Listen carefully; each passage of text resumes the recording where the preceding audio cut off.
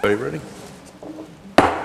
We will now begin the Boynton Beach Community Redevelopment Agency's board meeting today, Tuesday, January 8, 2019 at 6:30 p.m. Would everyone please rise for the invocation led by Bernard Wright, followed by the Pledge of Allegiance.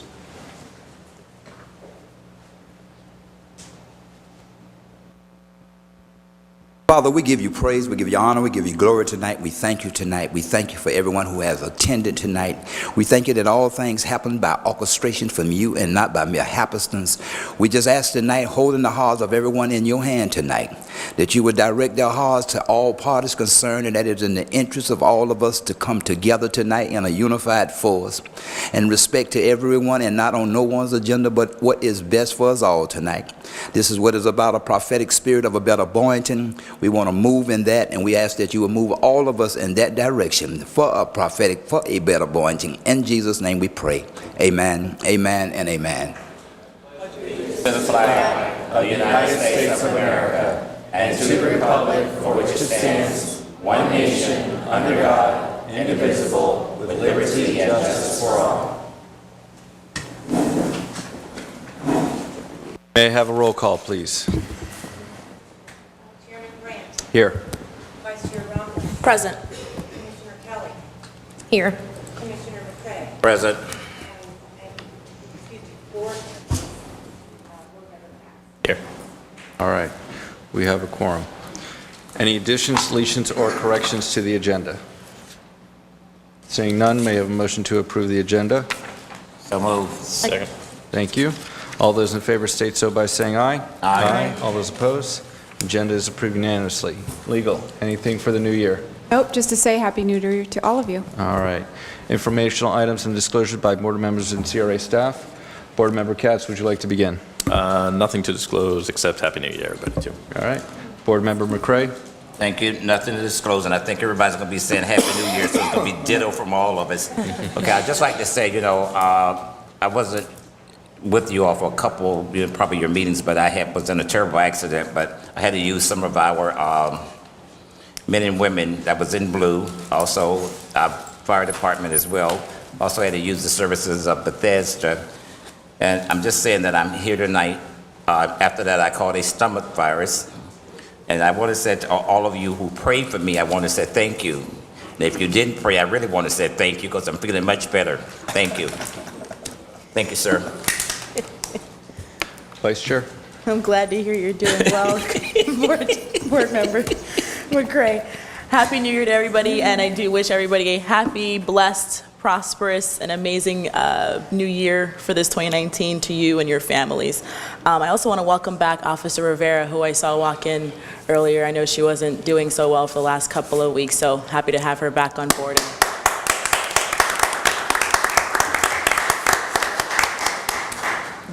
That wasn't for you. He's looking around like, are they clapping for me? Thank you, Officer Rivera, for your service, and all of our neighborhood police officers for all the work that you do. Happy New Year to everybody. Thank you.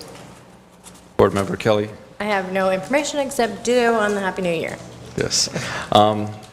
Yes, as we begin 2019, it's a chance that we get to start all over again in January and do the best that we can to make a better Boynton Beach.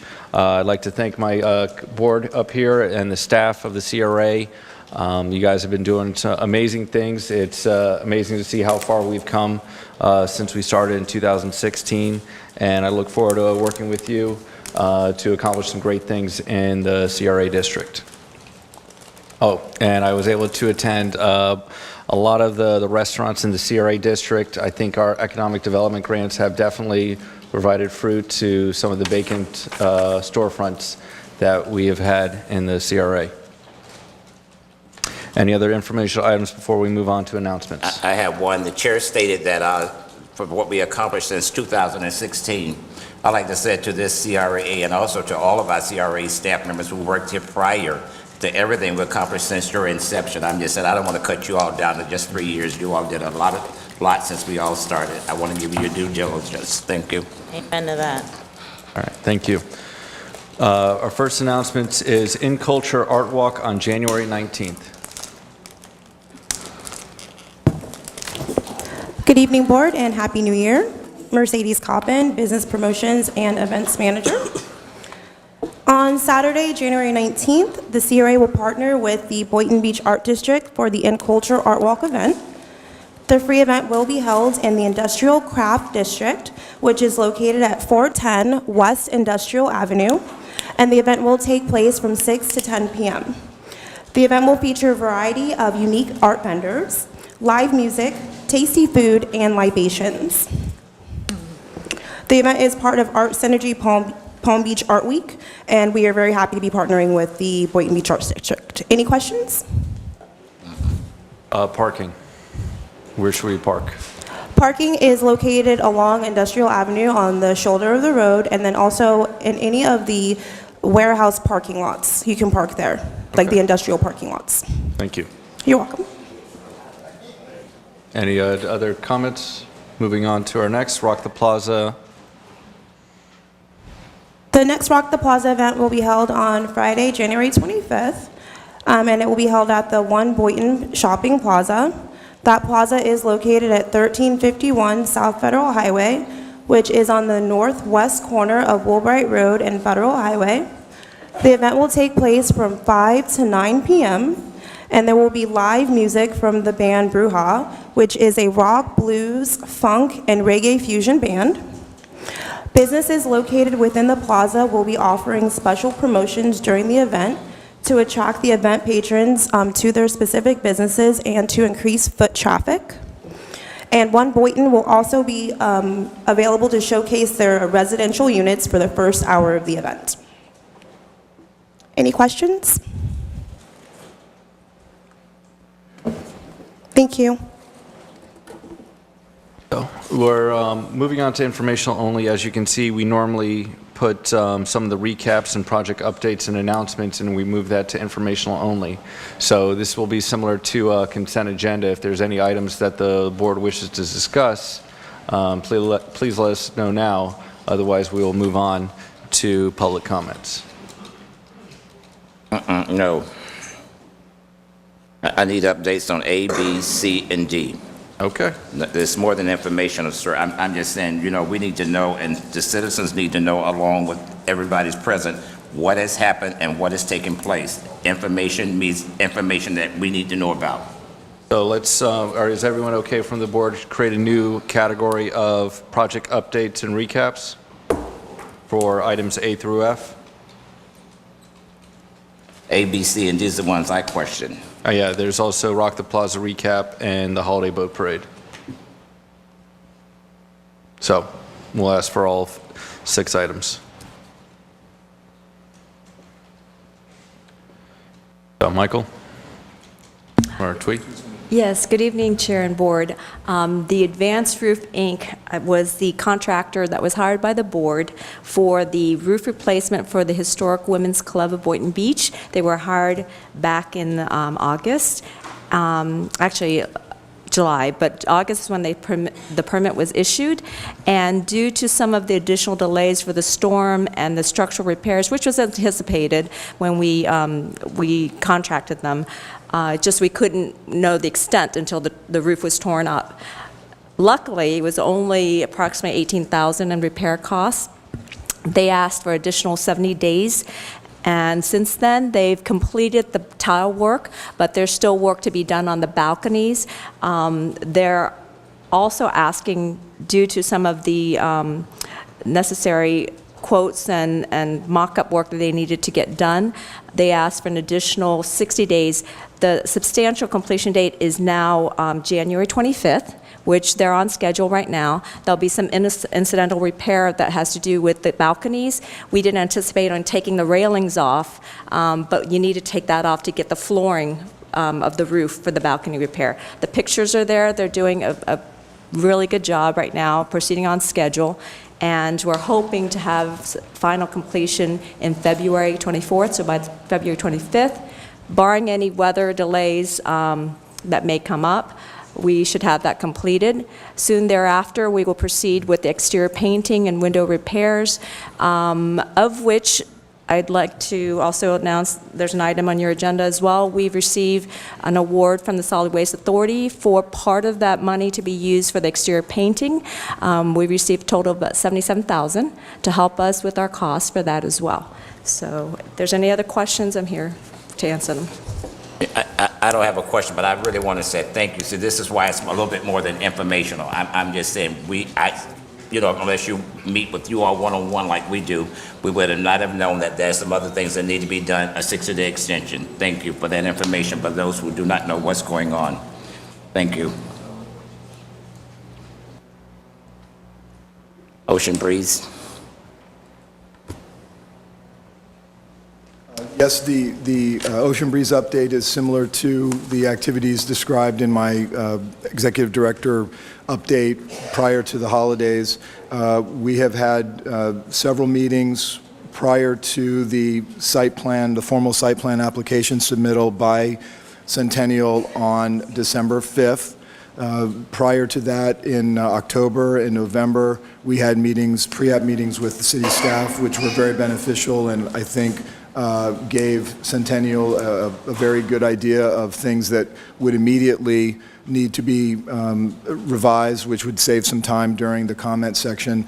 As typical, there are still many pages of revisions that came up through the city's initial review after the December 5th application, but a lot of those are typical and standard, and others are very site-specific. So I know in speaking with Centennial and Paul Boynton, the project manager, we have been in close contact as staff with Centennial and their engineering and architectural firm to try to assist in overcoming any of the comments the city has, trying to, again, come up with remedies to those. But they are now, per the contract with the CRA, the development agreement, they are following the underwriting schedule that has been provided by Florida Housing Finance Corporation, rather than the arbitrary development dates that we might have had in a contract with someone who was not under another funding organization's timeline. So they are proceeding right on schedule with regard to that underwriting and with those approvals for funding.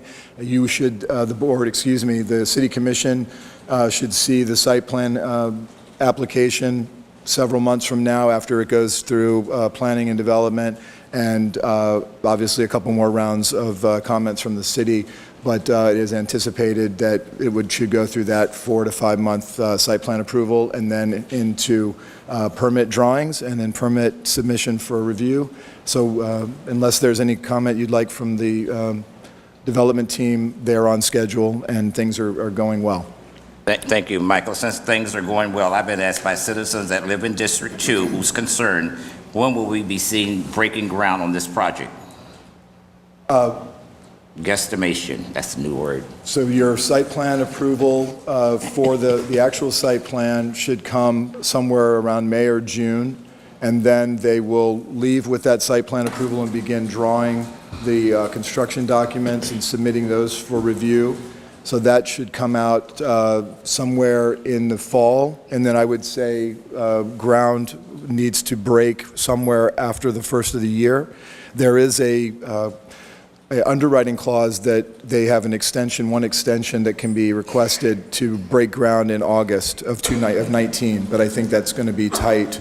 So we're anticipating somewhere around the late 2019, early 2020 to break ground. Thank you.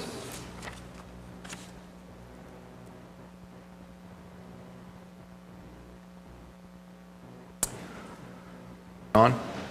Next item is the model block and fill project, Northwest 11th Avenue. No, Sarah Sims Park project. Sorry, I'm just- It's Ocean Breeze East. I believe Sarah Sims, the board had asked for it to be heard as an old business item, so we moved it back there so it would be discussed.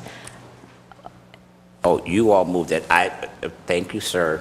I did not know it was moved, okay, because I'm working off this thing that I picked up from you all, okay? So when we get there, we will discuss it, okay? Okay, although I've been out the loop, okay, I'm back in the loop, I'm still a board member, okay? Treat me like a board member, okay, and treat me like a commissioner. Thank you. Go ahead. Yes, the next item is the Northwest 11th Avenue roadway project. As you recall, on May 15th, the city hired R&D Paving LLC for the construction of the improvement for the roadway in the amount of $507,262. It includes also a contingency of $46,114.75. In addition to the fees for the engineering, the CRA also contributed funds to the improvement through an interlocal agreement that was executed in June 5th. Usually with these infrastructure projects, it's jointly done with the city and the CRA. The CRA usually will pay for or work with the city on the design fees, and then once the design's completed, then the city will take over for the bidding and procurement of the general contractor to do the work. In this case, this is what happened. The city is overseeing the project through the Utilities and Engineering Department for the roadway work. There are construction photos that are provided. Right now, as of the end of December, storm drainage, water, sewer had all been installed. The next step will be testing the new water infrastructure and then installing underground conduit. The delay has been really primarily with P&L and permitting issues, and the expected completion date, substantial completion, will be March 23rd of this year. And basically, all change orders and all the costs will have been accounted for in the project contingency amount. It should be noted the CRA originally approved $350,000 towards the interlocal agreement for the CRA contribution. However, the city was able to find funding through the utility, water, and sewer money, so the CRA's contribution has lessened to about $13,000. I'm glad, Tweet, that you brought up and said that there was some delays, because when we voted on this project, somebody helped me remind me if I'm wrong, but we was trying to get this completed by the end of this year, right around December, when the kids was out on their final break, so that when they came back in, that we would not have to do this. And you said that there have been some delays, and this is my concern, because whatever the problem is, I hope we can get back on track, because this was supposed to have been done when they came back this school term 2019, which they did not meet the deadline. That was my concern, why I wanted to discuss. It's not only informational. Thank you.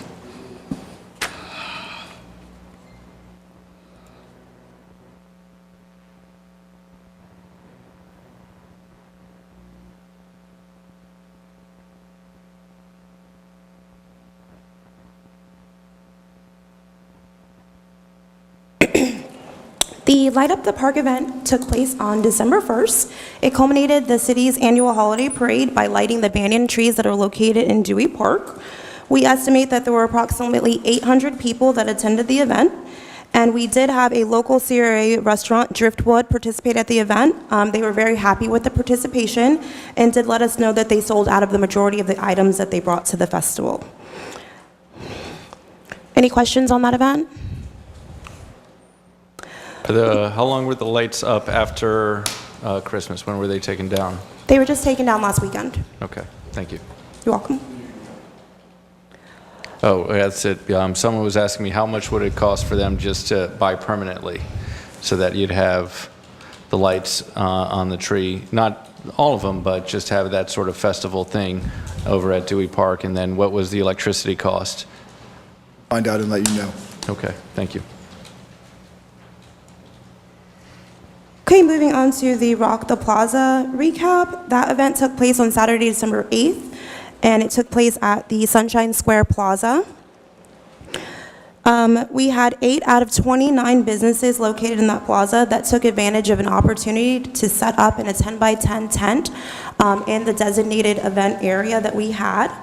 Unfortunately, due to the rainy weather, the event was not heavily attended. We had about 70 people that came out and fared the rainy weather. But overall, the feedback that we received from the businesses is that it was a well-organized event and that they would want to do it again in the future. Any questions? And then the final recap is for the holiday boat parade. Excuse me. That event took place on Friday, December 14th. And we had about 33 vessels that registered for the parade and participated. We estimate that approximately 300 people attended the watch party at the Boynton Harbor Marina. And based on the information that we gathered from our Facebook page, over 19,000 people were interested in viewing the parade, and at least 1,600 people actually checked in and stated that they watched the parade from different locations along the Intercoastal. Any questions? Okay, thank you.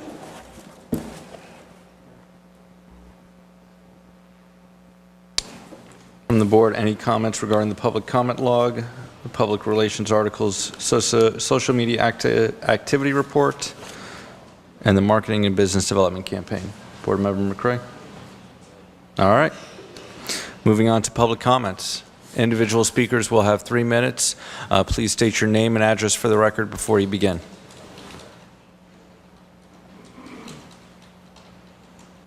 Seeing no public comments?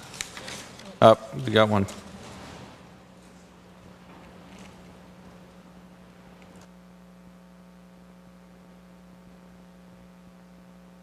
Good evening, everybody. Minister Bernard Wright of Bernard Wright Ministries, Real Talk Radio, and the Robert E. Wells Foundation.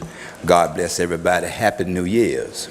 I trust this year came in great for everybody. They usually say the way it began, it ends. That's not 100% true, because there's always room for correction and improvement, where if you start wrong, you can begin somewhere between the end and get it right, baby. Mr. Wright, your address, please. Yes. Oh, 713 Northwest 2nd Street. Thank you. I want to just talk about the Robert E. Wells Love Fest that is coming up. The Robert E. Wells Proclamation. Having spoken with the mayor, God bless him. Thank him. God is so good. I think it's on the 5th, he said we will have the proclamation. I just want to invite everybody in that respect. Also, it will be February the 7th, which was chosen. This will be the 5th annual Robert E. Wells Day, and it will be the 5th annual Love Fest, bringing love back to the community. This will be on the 9th of February. I just want to invite everybody from the CRA board. We do need contributions. We are a 501c3 ministry, and we have been doing this through the contributions of the dyers, and there are others in the community who do contribute and has contributed in the past, and it's been great and getting greater. And it's about crime prevention, about growth and development of our children and adults, trying to bring us together in a unified force. Having to do also with wealth building, having to do with also bringing people together to know what family and history and culture is all about. Whatever you may have in respect to entertainment, arts and craft, this is the day we want you to come out and you know, in respect to social welfare. If there's some information and education we need to know, come out and share that with us. And we're inviting everyone. And this is the Robert E. Wells Fest, which will be February the 9th. Thank you, Mayor, for the honor and the invite to do the invocation. That is something very serious prayer. I really thank you for that and honor for that. And thank you for your commendations this morning. And thank you for accepting my apologies. And as when we are men, let's keep it moving. Let's get rid of our grudges. And let's just be people and do what's right by one another. By the grace of God. God bless you. And again, have a great, happy New Year's. Thank you. All right.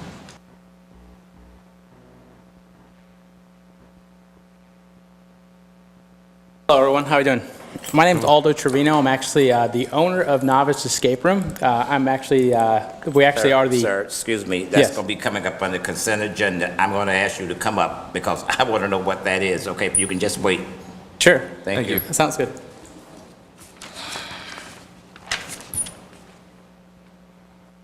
All right. Is there anyone else who would like to speak at public comments? Seeing none, public comments is now closed. Board Member McCray, you'd like to pull I'd like item to pull 10G? item G, please, from consent agenda. All right.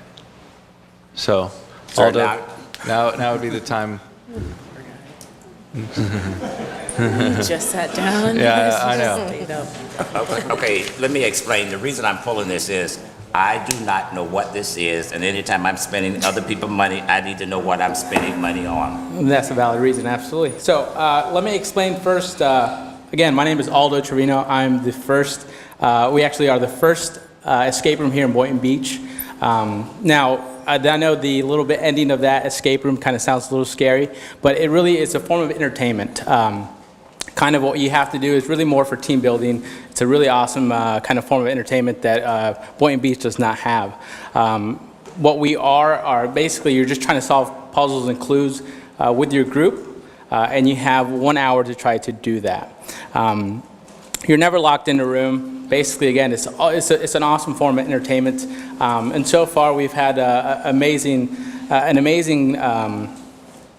we have amazing guests that come through from the city of Boynton Beach, places from West Palm. You could probably find anywhere from 40 to 50 escape rooms from West Palm Beach to Fort Lauderdale. And so I actually have invited all of you. You should probably have seen an email or some kind of invitation to actually come experience this for your whole board here tomorrow at 6 o'clock. So I have a couple of confirmations, and I would really love for everyone to actually come out and actually experience the first escape room in Boynton Beach, just because being the first in Boynton Beach, that's something that I'm really proud of.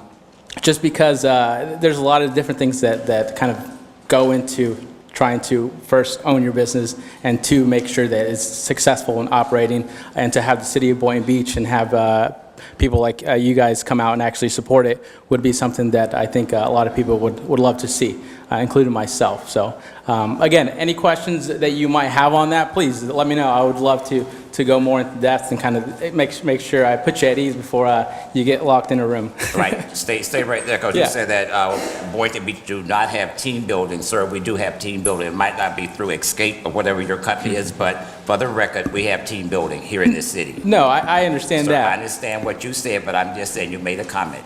No, I understand that, but I'm saying as we have actually this is more for team building activities. Not that the city of Boynton Beach doesn't have actual team building activities, but we are, again, the first escape room in Boynton Beach that offers kind of a amazing entertainment form that isn't in Boynton Beach at this time. Board Member Katz? Yeah, just out of curiosity's sake, like how frequently do you change scenarios or write new scenarios and things like that? So typically with the amount of population that you have in the area, you can sustain something like this for probably a good year and a half or so is usually when you rotate it. This one here, I had the unit was built to suit, so each game is original, and each game probably, I would say, again, you're probably looking about that year and a half or so that will endure the amount of people that go through and actually try this out. Again, there's a lot of stigma with that. A lot of people feel like they're going to be trapped in a room or something like that. Really, I've had people from, you can even check our Facebook. We've had people the other day, probably 80 plus, came in and did a room of 8 people. And one of them was probably she was, how would you say it? She was very intimidated. She had no idea what she was going into. But once she actually tried it, she ended up being the one that loved it the most. And then we also have things for birthday parties. Again, we do different things for team building. It's just a really awesome concept because we're the first escape room in the world to actually offer characters, meaning that you become a certain role. There's 8 characters that you're able to choose, and each character has a certain ability. And why that is so everyone has a certain part in an escape room. Awesome. Again, you're never locked in the room as well. Same door you go into will always be unlocked. And then there's always cameras, there's always employees always obviously watching, make sure safety is the biggest concern for us. And again, just in general, we go through safety regulations before. You get to see actual video of how the actual room or what scenario you're going to go into. And there's no jump scares or anything like that. So if you have a little bit of some heart issues or whatever it would be, there's nothing to fear about that. And again, the biggest thing was why I wanted everyone on this board here. Again, I had invited you guys to come out hopefully tomorrow at 6 o'clock to come check it out and at least get to see it for your own eyes, see what it's all about. Thank you. Absolutely. Yes, Vice Chair? Well, I'm definitely intrigued. I have done an escape room before, but never one where I get to be a character now. Yes. I'm excited about that. So you had me at, you had It's me really at neat. hello. Again, I hope everyone gets a chance to actually come out and check it out. It's one of the it's a very trending topic, I guess I would say, as an upcoming business in the United States. Very popular in Asia and Europe, but again, I'm very proud to be the first owner here in Boynton Beach. And again, I would love the support of the actual city as well to come check it out. That way, everyone else in the city could really get behind it and definitely support any small businesses, not even, including mine and others as well. So yeah. All right, Board Member McCray. Thank you. I will not be there, sir. It's nothing personal. No, that's I fine. have to work. I'm just going to explain why I'm not going to be there. And another reason is just in case the rest of them don't make it back. One of us will be You're up there right. to carry on for the city, okay? Hey, no, that's good. Hey, absolutely, I understand. But again, if you ever do in the future, even want to come by and you need me to explain any little piece of that, we can do that. Well, they call you what, the sole survivor, right? Yes. Yeah. That's why I said let them go. Sounds good. Mayor, you ready for a motion? Yes, please. Motion to approve, please. Second. All right, all those in favor state so by saying aye. Aye. All those opposed? Good luck, sir. Motion passes unanimously. Congratulations. Thank you. Congratulations. May I have a motion to approve the remainder of the consent agenda? No, I'm sorry. I need to pull one, and that's on B, finance Okay. exceeding $10,000. That was slipped by. The reason I want to pull this one, I'm pulling the one on the police officers that do the community policing. And the only reason I'm pulling this is that I want to make sure that the chief, there's not going to be any comments, that the chief stay on top of getting the information back to us that we requested, how we can make this better. That's the only thing I'm questioning. I'm not questioning, but that's what I want to see. Since I made comments, motion to approve that. So what you're stating is that you'd like to have the chief come here and explain his goals for the neighborhood officer program? No, the chief promised us that since he's been here, when he be here 6 months, he's going to give us a report. That's all I'm requesting is I just Nice. want to see the report, that's all. Okay, great. Thank you. Second. Thank you. All those in favor state so by saying aye. Aye. Aye. All those opposed? Seeing none, item B as approved unanimously. Is there any item that someone would like to remove from consent agenda? Motion to approve consent. Second. Thank you. All those in favor state so by saying aye. Aye. All those opposed? Motion passes unanimously. Moving on to old business, may I have it being removed from the table? So moved. Second. Thank you. All those in favor state so by saying aye. Aye. Aye. All those opposed? Moving on to item 13A, consideration of responses to a RFQ for redevelopment of CRA-owned properties with the MLK Junior Boulevard corridor. Yes, good evening, Board Chair and Board members. This item was tabled at the end of the November meeting, having requested from the two developers who had responded to an RFP that was released on June 18th with a submission date of August 20th. You had requested that they do some further investigation, if possible, into the Opportunity Zone funding, the Opportunity Zone program that is being, and it was in draft form and is being discussed by the Department of Treasury and the IRS through the use of capital gains for purposes of investing in Opportunity Zone designated projects. Prior to that, you had listened to presentations from the developers at the September meeting, requested that they bring back at the October meeting, at the November meeting, November 13th, a refined and revised submittal that was clearer for your understanding and more specific to the project in general, and also with regard to the financing options, kind of narrowing that down into a better presentation format, which at the end of their presentations, I think the board was pleased with the resubmittal. I think it was very helpful, and subsequent to that is when the introduction of the Opportunity Zone delay was approved by the board.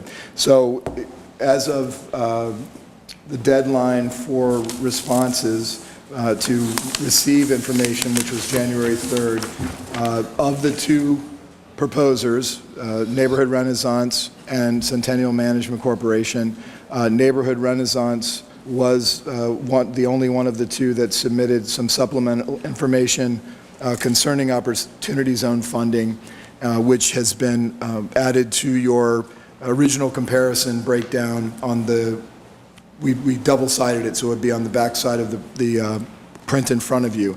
At this time, as was discussed previously by staff and the board, the RFQ is designed to flush out the qualifications of both firms that responded and to determine which one or neither meets the goals and objectives that were outlined in the initial release of the proposals and also the vision for the community, irrespective of the specifics and the locations of buildings and the type of building itself. The goal from a staff perspective would be to determine whether or not either of these firms are a firm that you would like to continue discussion, working toward a development agreement and hashing out quite a few details prior to that happening.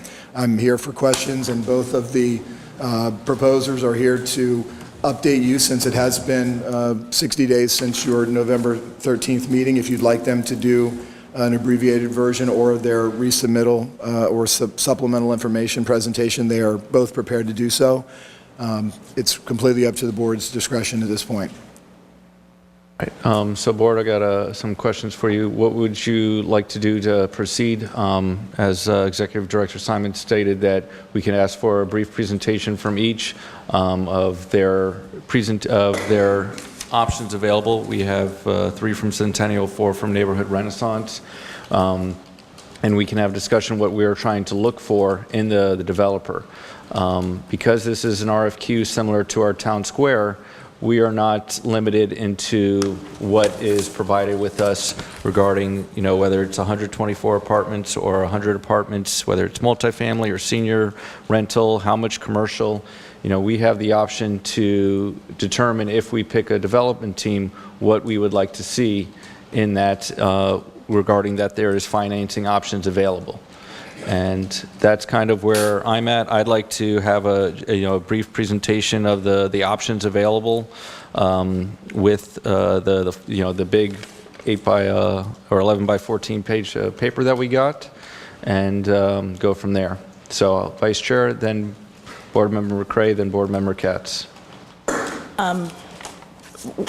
I believe one of the main things that's changed was your suggestion of the Opportunity Funds, Chair. So I'd like for CRA attorney to elaborate some more that way, for the clarification of everyone here. That way we all are on the same page about what this is and how it changes things, and what opportunities it presents us with, before we go into anything else. That way I have a clear understanding, and everybody else does too, about what it means. Board members, are you okay with that? Not really. My take is, I feel like we need to have a brief presentation to be fair with everyone. We have a new person who's sitting up here, is Amy. I'm just saying, bring up this stuff. I'm just saying she's going to be voting on something, that I really want her to be comfortable voting on. I'm just saying when it affects citizens in District 2 and also the citizens in Boynton. Board Member Katz, They give a brief recap presentation of their initial proposals or what their current proposals look like, and then since Neighborhood Renaissance submitted the Opportunity Zone option, I think provide them an opportunity to elaborate on that after staff has discussed it, as you suggested.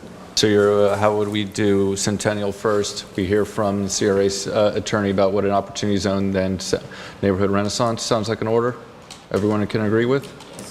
All right, so that will be the order. So we'll ask Neighborhood Renaissance to step outside while Centennial has their presentation.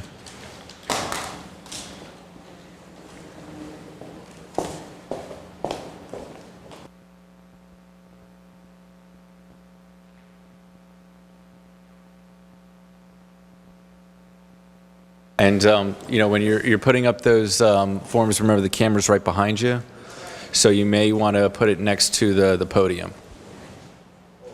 Yeah.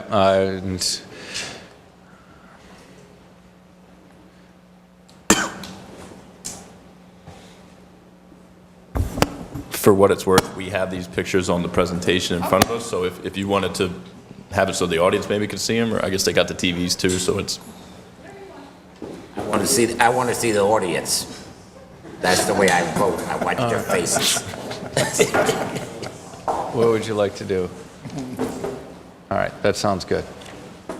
We're facing you or facing them? Whatever everybody's comfortable with. Whatever everybody's comfortable with, I feel like. Yeah, have it face the audience so they know what you're... Face the audience? Yes, please.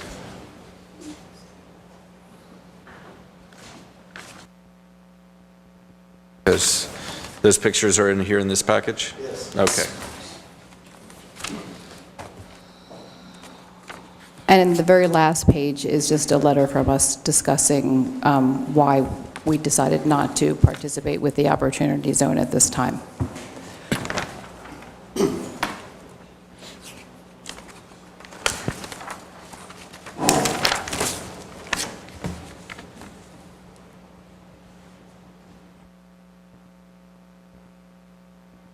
Good evening, everyone. Happy New Year, and thank you for having us back again.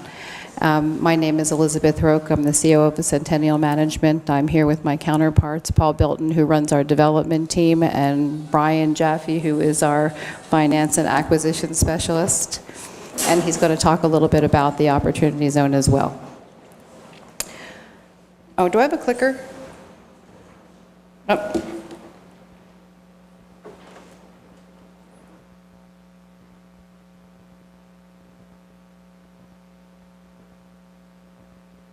So we're proposing to call the new community Wells Landing.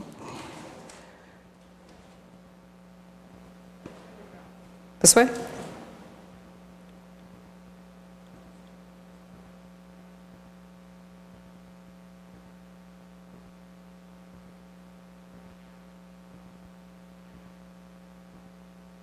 That would help. Beautiful. Okay. A little bit about our overall development and our vision. It's a mixed-use urban development community with some Floridian design style. We're proposing 124 affordable apartments, 5,000 square feet of retail, 3,250 square feet approximately of a covered open-air breezeway, which could have a beautiful coffee or any type of entertainment space that they want to have during the week, weekends, whenever they want to. A 2,500 square foot leasing office and clubhouse for the residents. We have 6-foot pavered sidewalks, beautiful street lights, beautiful landscaping. We have an art wall for local artists to participate in art in public places, an apartment community named after Robert E. Wells. MLK Boulevard was originally named Robert Wells Avenue. Pedestrian-friendly atmosphere, coffee shops, outdoor seating, and if permitted, to assist in the design of a new facade for the grocery store that faces MLK Boulevard.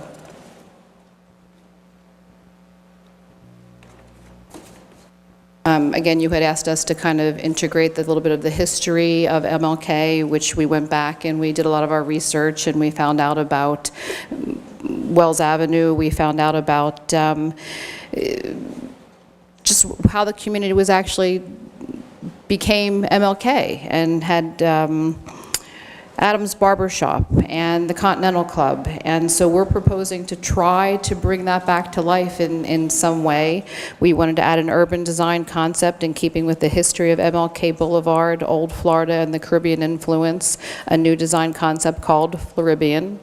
Front porches, metal roofs, beautiful pastel-colored retail catering to the local residents, an art wall, a beautiful plaque commemorating Wells Avenue and Martin Luther King Boulevard. The architects of the building are tropical in nature and incorporate elements of the period derived from architectural elements reminiscent of the turn of the century of South Florida. Again, the integration of the mixed-use development, it's going to be created, the community on the north and south sides of MLK Boulevard, the mixed-use urban development community, 124 units, the same thing on the other page. The financial, I'm going to skip for a second and then come back to it and Paul will do that. We also talked about the residential units for ownership, townhouses that are scattered throughout all of the sites. And so we want to have an opportunity for home ownership, use the CRA scattered sites. We intend to build townhouses in partnership with the CRA and apply our experience with creative financing, first-time buyers programs, whatever we can try to do to encourage the people of the community to be able to have ownership here in Boynton Beach. Oops, sorry. I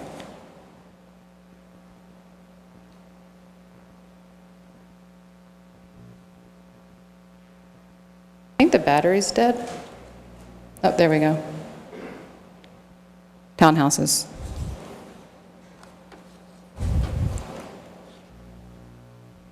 Just a little bit more about the history of the MLK Boulevard, and we just have some pictures of the Point Siena Elementary School. We have the commemorative plaque, a little story about MLK Boulevard and Mr. Wells.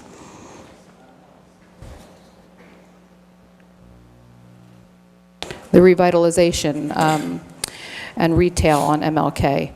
We want to put at least 5,000 square feet on the first floor. And this 5,000 square feet can be for whatever the community desires it to be.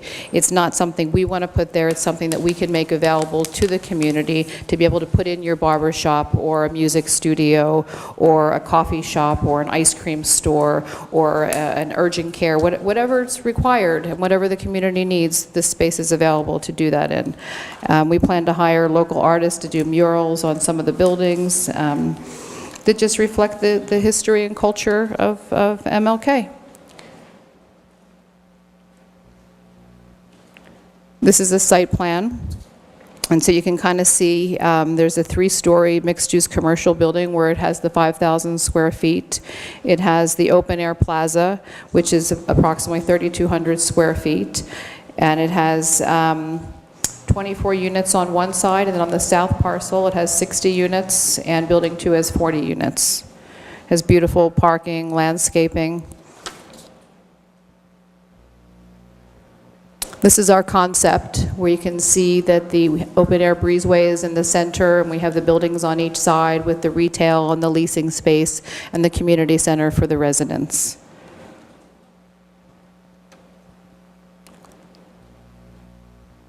Just another drawing of what kind of our concept of what it looks like with the pretty green, blue, white, metal roofs.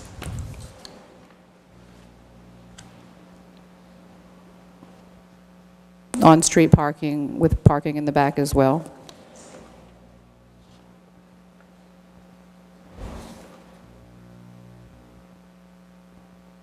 And that space that you see in front of the open-air breezeway, that's actually where the grocery store is, where Mr. Bell's grocery store is, and if allowed, we'd want to be able to kind of put a nice facade on there to make it all kind of match the community and give it a little facelift.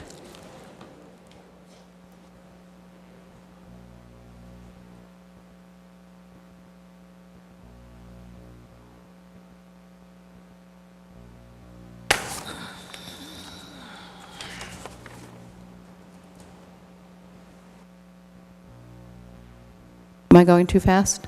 No. Not fast enough? There's the spot for the art wall. Oh, these are some floor plans, 1, 2, and 3 bedroom floor plans. They're actually beautiful inside. We put, hold on.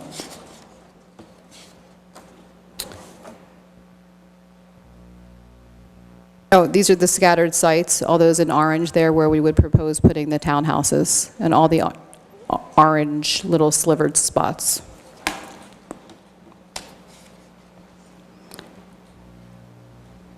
And that the proposed features that we put in are 15-SEER air conditioners, Energy Star appliances, beautiful plumbing fixtures, lighting fixtures, hurricane impact windows and doors, programmable thermostats, balconies, wood cabinets, granite countertops, tile floors, walk-in closets, washers and dryers, and beautiful window treatments.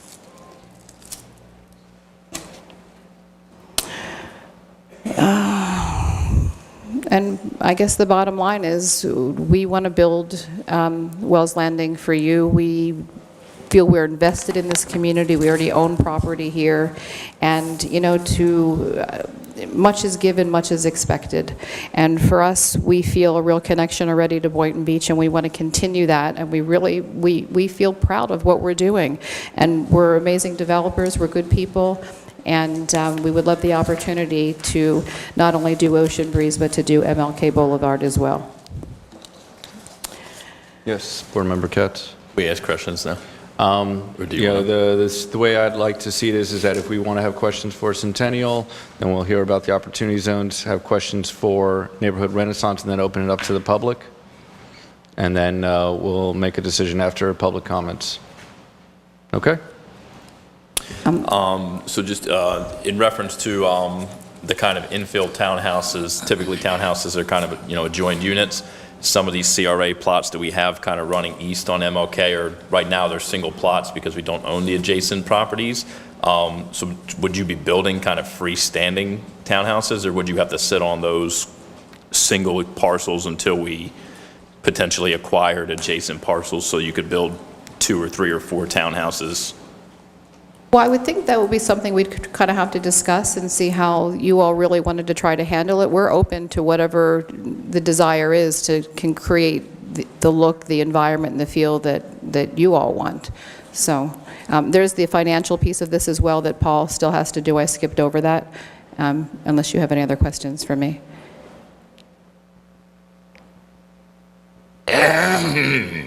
Yes, Board Member McCray. Well, thank you. Pay I'm sorry. Sorry. I saw your hand. I thought you were going to go next. Well, I'd like to be recognized. I don't want you telling me not to go. All right, my question is that my comment is, I really want to say thank you for putting in there an urgent care facility. I'm just saying because this is what, years ago, we said that we wanted somewhere in that vicinity, or either Ocean Breeze was an urgent care facility, and I want to say thank you. I heard what I needed to hear. Thank you. You're welcome. I'm finished. Anyone else?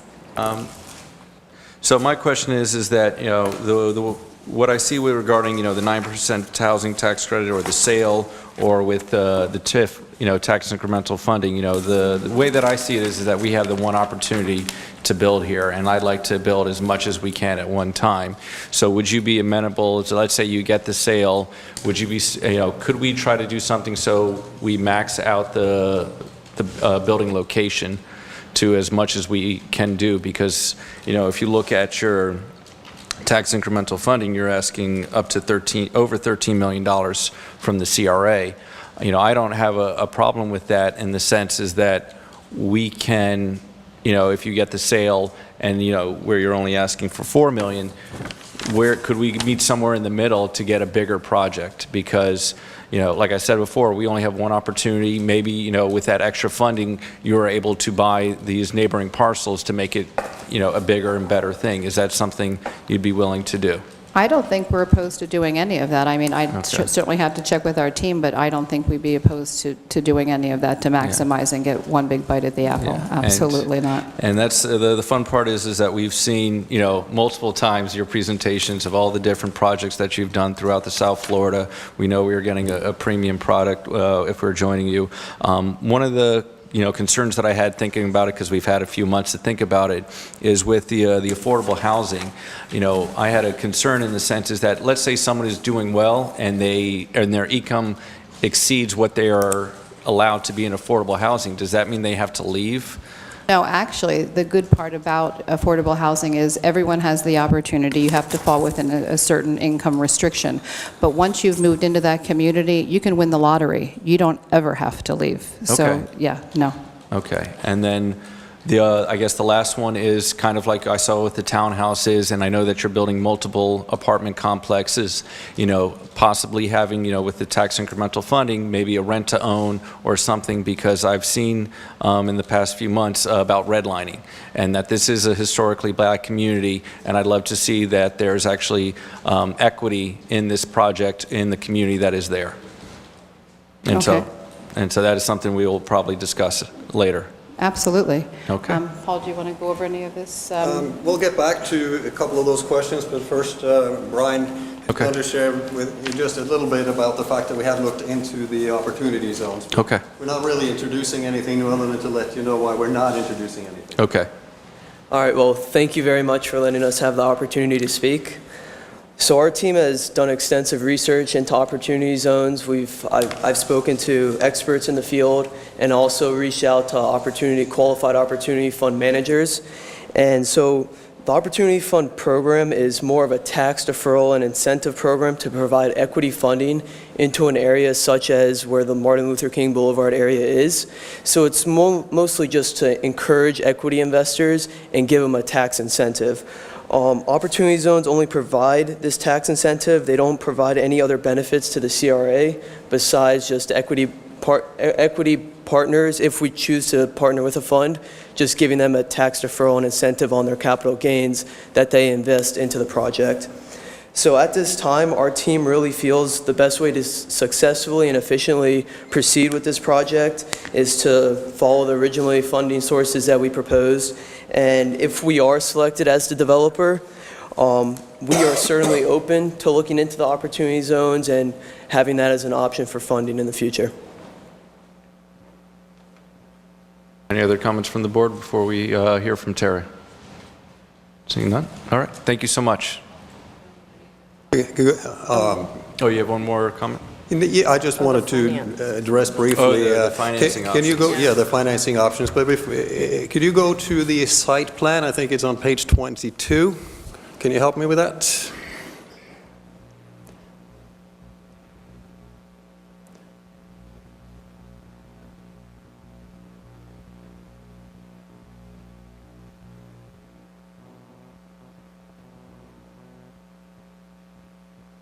Keep going. It's the site plan with all the, there you go, right there. Since we're talking about the different opportunities to possibly acquire additional lots, to possibly expand, and we talked about townhouses and we've talked about the multifamily. Just to refresh everybody's memory, and since we have a new member as well, looking at the two contiguous areas to the west, to the left, that are bordered in black, that is where we're proposing 124 multifamily tax credit rental units. And the other yellow scattered sites around there are the ones owned by the CRA, where we'd be wanting to talk to you about how we could best work either with those as they are or possibly expand on it. We'll be willing to discuss any possibilities there. As you can see on the south side of MLK there, that we have the 4 yellow spaces and the little blue one, which are privately owned lots that we would acquire to incorporate into the site, which creates a more fluent property and allows us to go up to 124 units. Of course, at the end of the day, if the CRA or if wants to do more or less, we could do that as well. We're talking about going back to the traditional affordable housing funding sources.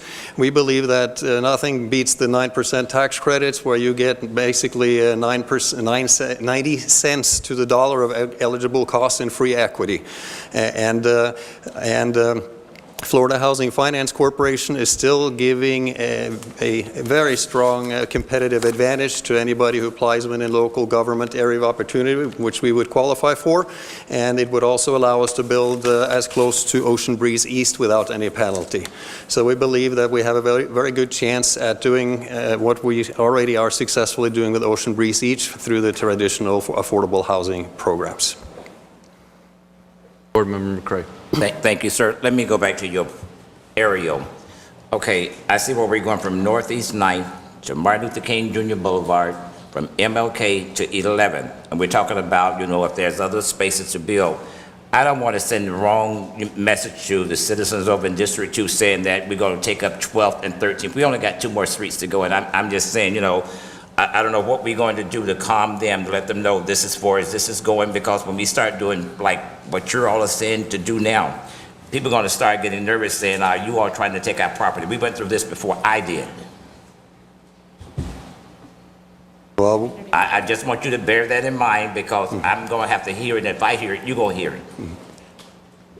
to take anybody's property? Sir, what it was before was when we started saying we was doing a project like this prior, and saying that now you're talking about expanding. That word expanding is going to make some people uncomfortable, saying that, what are you all trying to do, take our property? This is what they're saying with the project, period. Okay, now, and I have to speak for and who told me what to say, and I'm saying it. You know, we have to be cautious about saying we're going to go from Northeast 9th to Northeast 11th, because we only have to go from Northeast 12th to Northeast 13th, and then we got the canal.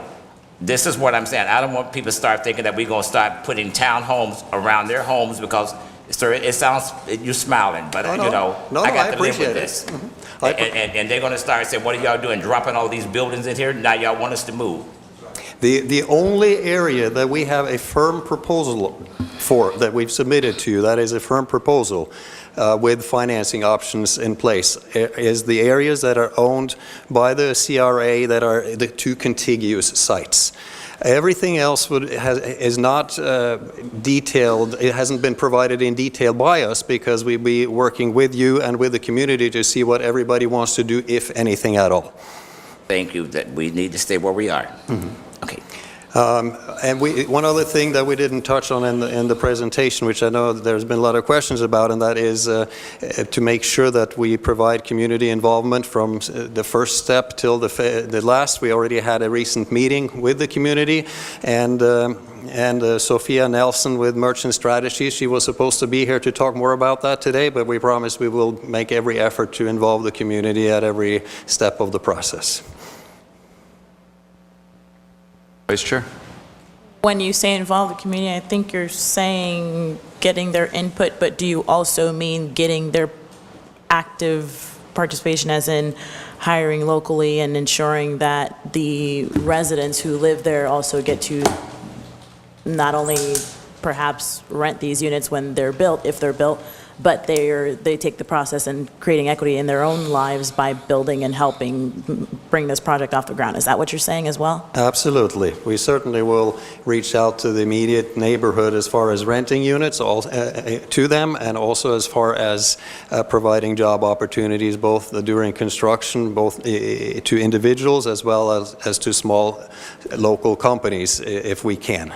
And we will reach out to them to do so. That's what we will be hiring Merchant Strategies for, to help us with that outreach. And you all know Sophia very well, and that's the person we are going to be relying on for that. But yes, we will definitely not just get input, but also invite participation.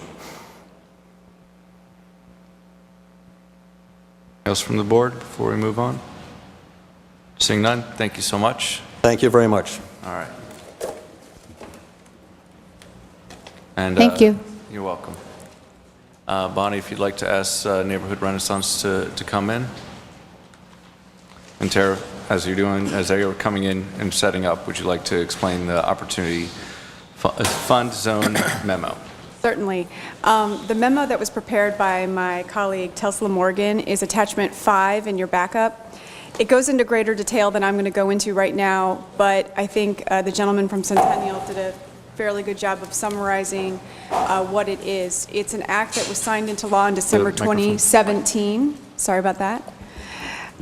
By President Trump, and it is meant to incentivize investment into certain economic areas, such as the Heart of Boynton. So the Heart of Boynton would qualify as a zone that could, if it was invested in, the investor would reap the benefits of this particular program.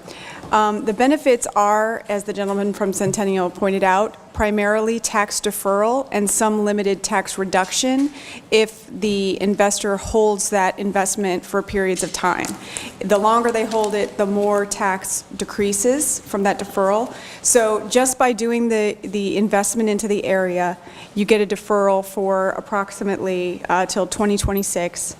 The longer that you hold the investment and keep the money in the area, you get a reduction in the taxes that are due at that time. So when they become due after the deferral period, there's also a slight reduction. So in terms of the discussion tonight, it's not a opportunity per se for the CRA. We wouldn't benefit from it.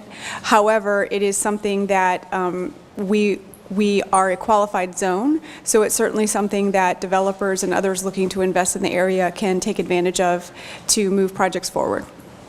And again, if you have any further questions, please let me know, and we can do any additional research you need. All right, thank you so much.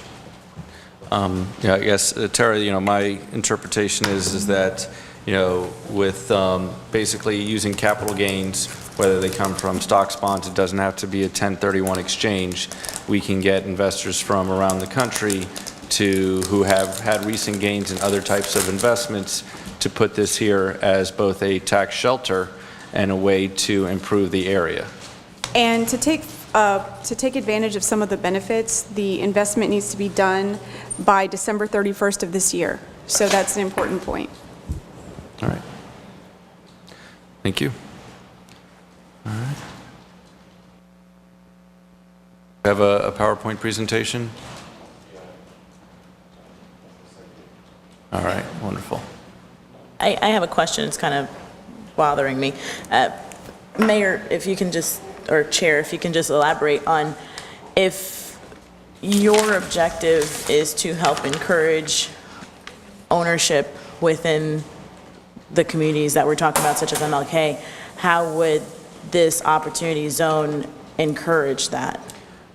Tara, if I'm not mistaken, is that with the tax deferral, they have so much money and then, or so much time, and then the deferral amount would be ending.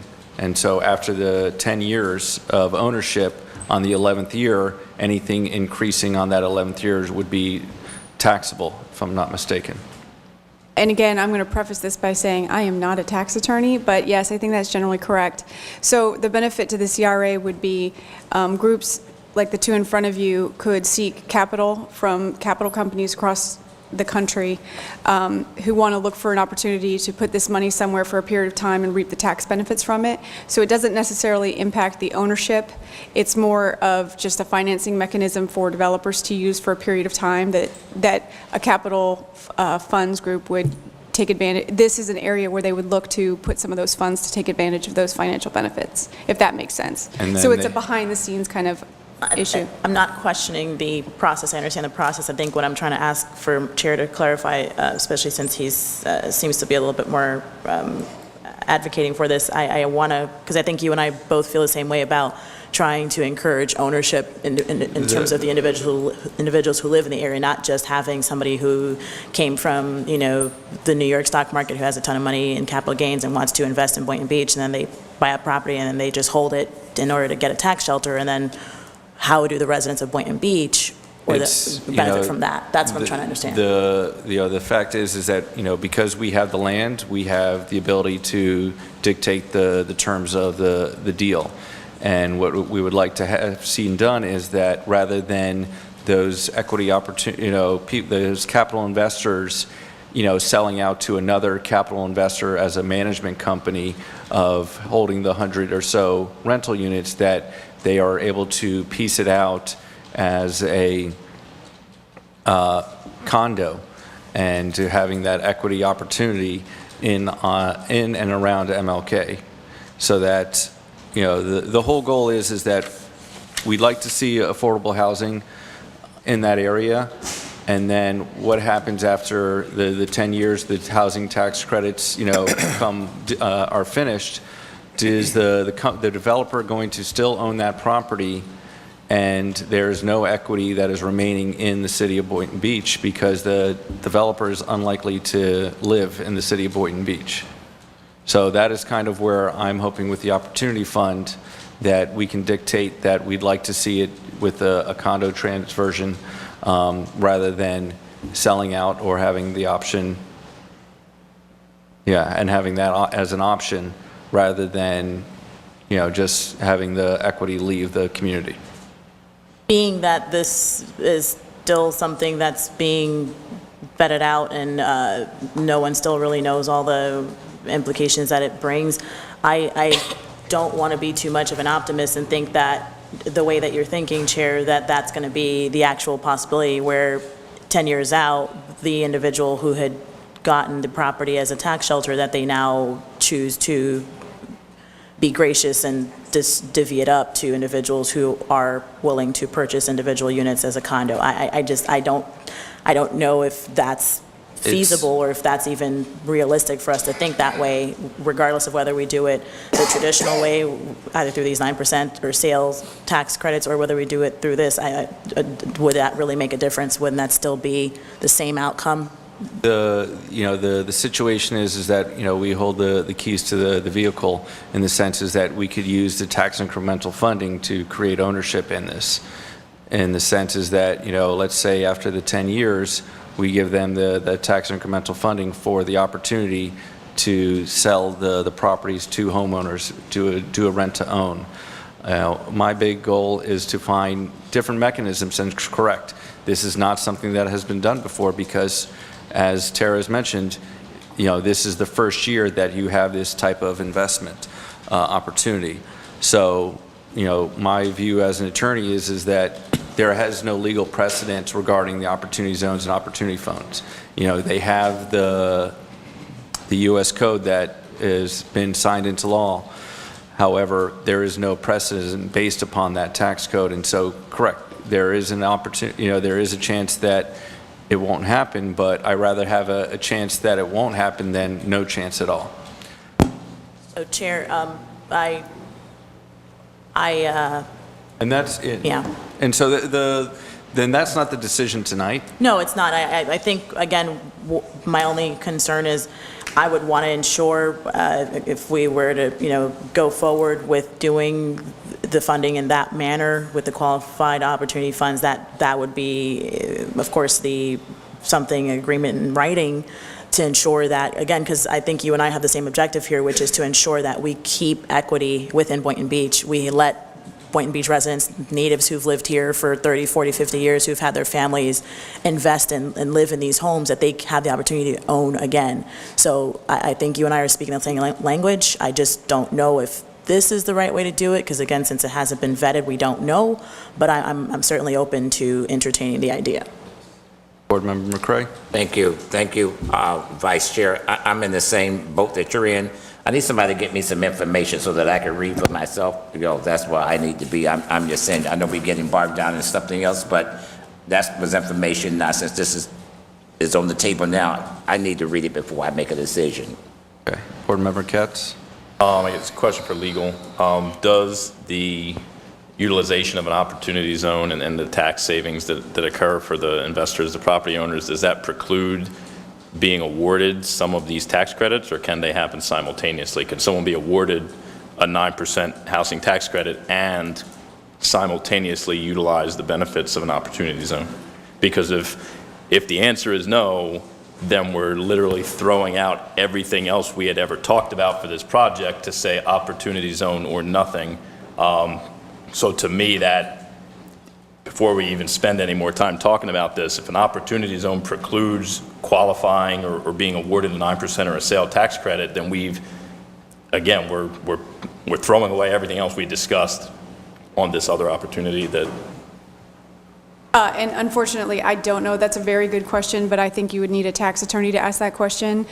From what we've read on the law, that doesn't appear to be the case, but I can't answer that question with specificity, so I'd want to ask somebody with special knowledge on that. And then the other question, say assuming it doesn't, assuming you can apply and qualify for these tax credits and also do the opportunity zone incentive, what is the current application timeframe for the next round of 9% housing tax credits and the sale funding? Like, when did they have to be in?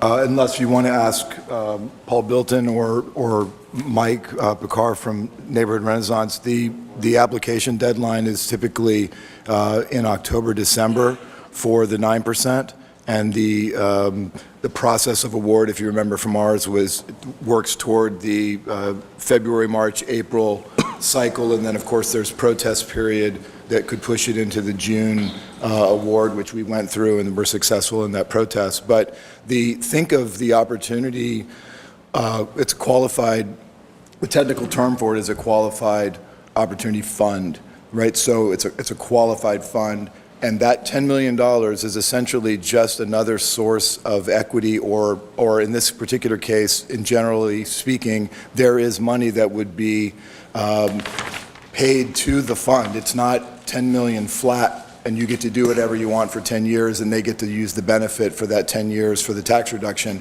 There is going to be an interest rate and a return on that investment in addition to whatever return and percentage they get on their tax deferral. So there will be a cost to that money. It's not only at the end when they pull out. So to answer your question, for a home ownership, it wouldn't be it would be very hard to structure ownership into an equity fund, because at the duration of time in which they want their money back to receive the gain at zero tax implication, they are going to want to sell it. And at this point, no one's discussed whether they would sell $10 million worth of mortgages on a secondary market to the homeowners that you gave those loans to.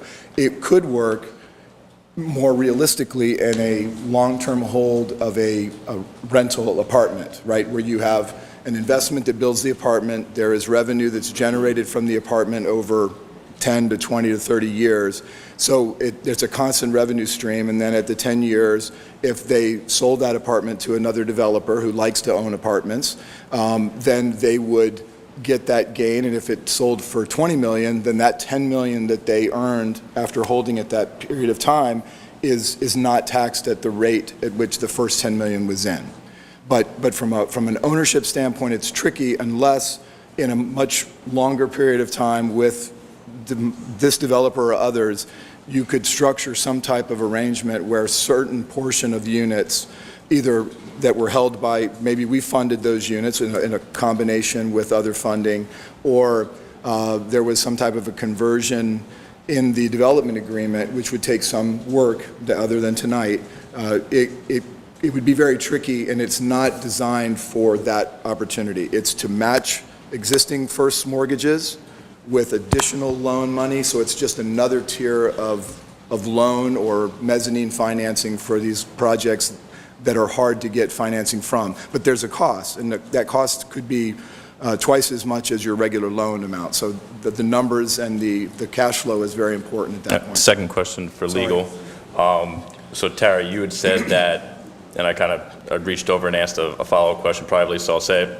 You said that in order for the opportunity to own incentive to be utilized, that the project would either have to be started or the financing, you're not positive what has to be done by December 31st, but something has to be done by December 31st to qualify for the opportunity zone incentive. But what you just said with the 9% is that the applications are due in October and they're not vetted out and awarded until the new year. So it would be difficult to conceive financing was secured by the 31st, or a project could be started by the 31st when the tax credits cannot even be awarded until the new year. I mean, the way that I saw it is that the money has to be in the fund before the 31st, not necessarily invested and spent. It has to be invested in the fund. What that means, again, is very this is very loose. treetop level, so that's another really good question if you were going to look into this as an option, to understand exactly what that means and what would where would the money have to be, just in a fund and earmarked for this project, or would there actually have to be movement on the ground? I don't know the answer to that, but I'm going to make a note to get answers for these questions. Thank you. Treasury hasn't decided that there is a term called a project which would allow you to identify the project. The fund would identify the project, and there is discussion, which hasn't been, none of this is into full-fledged law at this point, but all of the investment fund managers and people like us are asking questions of the Treasury and the IRS to say something like, it's unrealistic that you're going to be able to get money into the fund and build it by this deadline. So what other terminology can we create for a identified project, which was a term that's been thrown around in the opportunity zone legislation or language, so that you could have 30 months after identification in order to complete that project? Because I think the general population of development and funding recognizes that these deadlines that are initially put in place in the theory of the opportunity zone writing is we've already lost a year of the 10 years. If it was in 17 now, so you're really not going to get your full-fledged 10-year deferral as it is now. So this is an ongoing, constantly changing until law goes into effect, definitions, means and methods of how to accumulate and write off that debt at the end of the 10 years. So I think with regard to the 9% tax credit program, if you remember, when the tax credit program was awarded to Centennial through our project, Ocean Breeze East, 100%, essentially 100% of the funding was given through that 9%. So an opportunity fund portfolio would not be used in a 9% full funded project. We would use that then for some other type of project. If a sale award or some other award required equity, and we could afford to pay that equity back to the fund at 7 or 10 or 8%, then we could use that in combination as another source of equity. I'm fairly sure that there is discussion on how to tier those together. Board Member McCray? Thank you. The longer y'all talk, the more confused I get, okay? So I'm All just saying, right. get me some information. Okay, thank you. I'll let you, Neighborhood Renaissance, please begin. Ready? Okay. Hi, I'm Michael Picar. Happy New Year. Happy New Year. Thank you. Pleased to make the presentation for the new board member. You need to talk in your mic, please. A little bit, huh? There you Okay. go. I'm here with our executive director, Terry Murray, and my project manager, Carlos Toledo. Neighborhood Renaissance is a nonprofit. We've been in the community development business since 1992. Our mission is to develop sustainable communities, diverse communities, and that means to accommodate all income levels within the community for both housing and economic opportunity. And on this project, we're working closely with the Boynton Beach faith-based CDC on a number of initiatives. One is local hiring and training, as well as community outreach. And, okay. This is our project. It's a holistic development approach to MLK Boulevard, utilizing most of the CRA's parcels. The large building on the top of the screen is a 100-unit rental community. The building on the right-hand side, kind of towards the upper right-hand, upper right-hand, is a retail development. And this is a site plan of the two properties that the CRA controls. The southern property, where the apartment community is, would also require the acquisition of the Loran parcels and possibly the DJ management parcel, which is the orange one where the driveway loops around.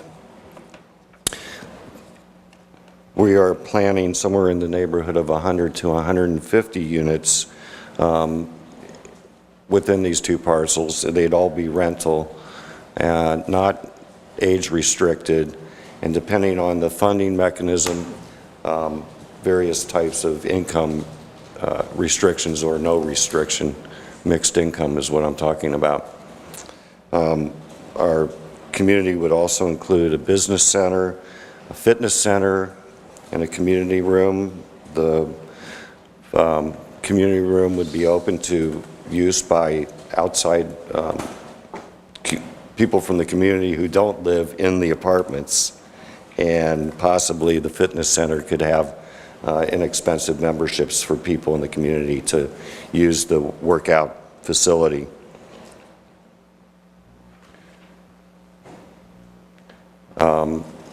So here's the whole MLK corridor. The green is zone commercial. Our initial proposal was to put retail on that parcel, but after talking to we met with some community members and some members from the Coalition of Clergy. It wasn't a representative group. It was during the week, and we didn't get a tremendous turnout, but I think that, if we're awarded or the opportunity to develop this corridor, that we would have several more community meetings and try and get much more input.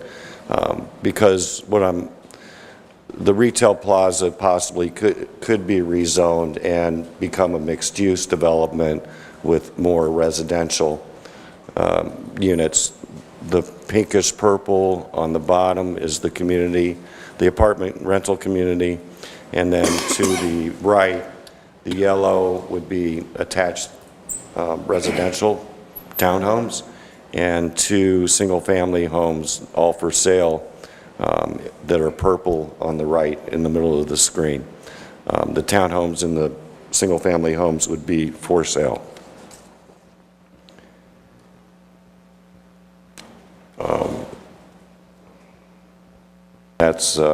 You have this in your package, I trust, so you can see it up close. But that's the apartment layout. It's a 4-story building with an elevator. and we would plan to have either a park, a dog park, and possibly a clubhouse with a pool. And there's another view of it. This is the entryway to the apartment complex. The retail plaza, as we presented originally, was 2 phases. First phase, 4,600 square feet of retail. The second phase, another 4,600 square feet.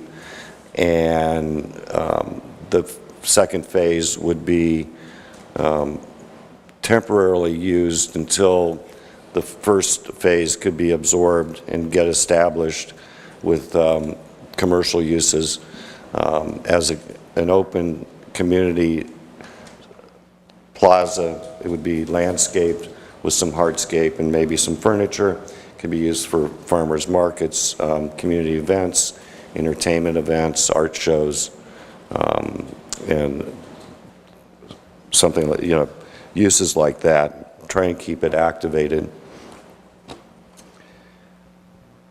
And this is what the retail would look like if we did phase 1. It would be on the eastern side of the parcel with a covered open space to the west, and then a larger assembly area to on the western part of the parcel, and that's where phase 2 would go. Now you see it with phase 2. It includes wide sidewalks to provide an opportunity for outdoor either merchandising or seating, and for restaurants. That's another view. Little cafe seating out on the plaza.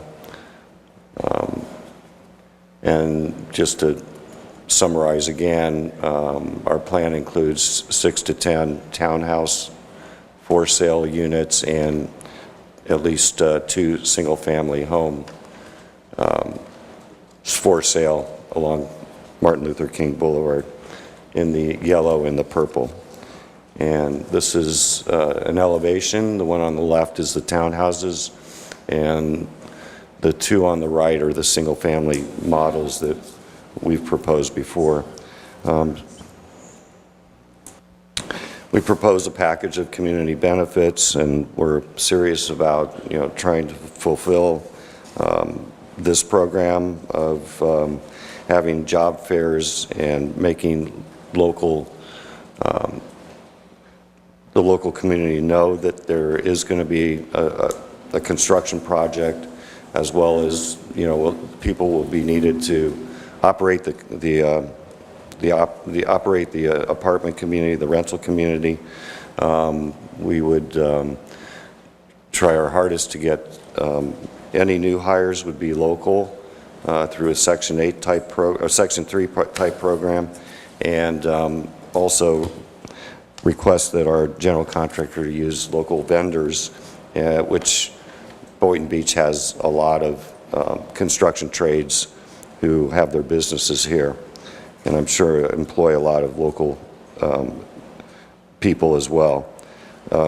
As far as the retail and commercial space, what we heard from meeting with the community is that there needs to be an opportunity and an outreach to local entrepreneurs to give them a chance to open a business on MLK, and we're committed to doing that. In our performa, which I'm not going to get into the numbers so much because, as you remember, it was all really big numbers that needed to be committed in order to provide affordable rents that a startup business could afford. But we're definitely committed to doing an outreach and trying to find those local businessmen who live in, and women who live in, work in the heart of Boynton. I'm sure they're there. It's just trying to find them and telling them the story of MLK and all the development that's going on there and what their opportunity is. And then just a quick summary, I don't know how much you really got into the opportunity zones, but I think what I'd like to highlight is that the second bullet point, second to last bullet point, is most of the investments to date are really private investors who have sold something and have targeted a specific investment, and they're doing it on their own. What we have been working with are the pooled funds, and these are the ones that have the triple bottom line that, you know, they want a return on their investment and return of investment, and also provide a community benefit. And these are things like the National Economic Council and Enterprise who are forming these funds. They are kind of waiting till actually this month for the final regulations. I guess it's been delayed. They're supposed to be out maybe by now or next week by the shutdown. But they're there. There's some that have already come and gone. PNC Bank had one, and they fully invested their $250 million right away. And you know, banks do this because they get CRA credits, and there is that give back or to the community. And also these pooled funds that I'm talking about will also accept a lower return on their investment because they are charitable and they do have a mission like Neighborhood Renaissance. And I think that the CRA and Neighborhood Renaissance, when we do things, even when we're not subsidized in the development, we do try and provide a product for working families to either buy or rent a house. And the CRA can participate in putting restrictions on whatever is developed here, whether it's the apartments, keep the apartment community affordable for 30 years, 40 years, 50 years, whatever. It all will affect the bottom line and the return, and then the challenge is finding the investor that will take a 5% return over 10 years.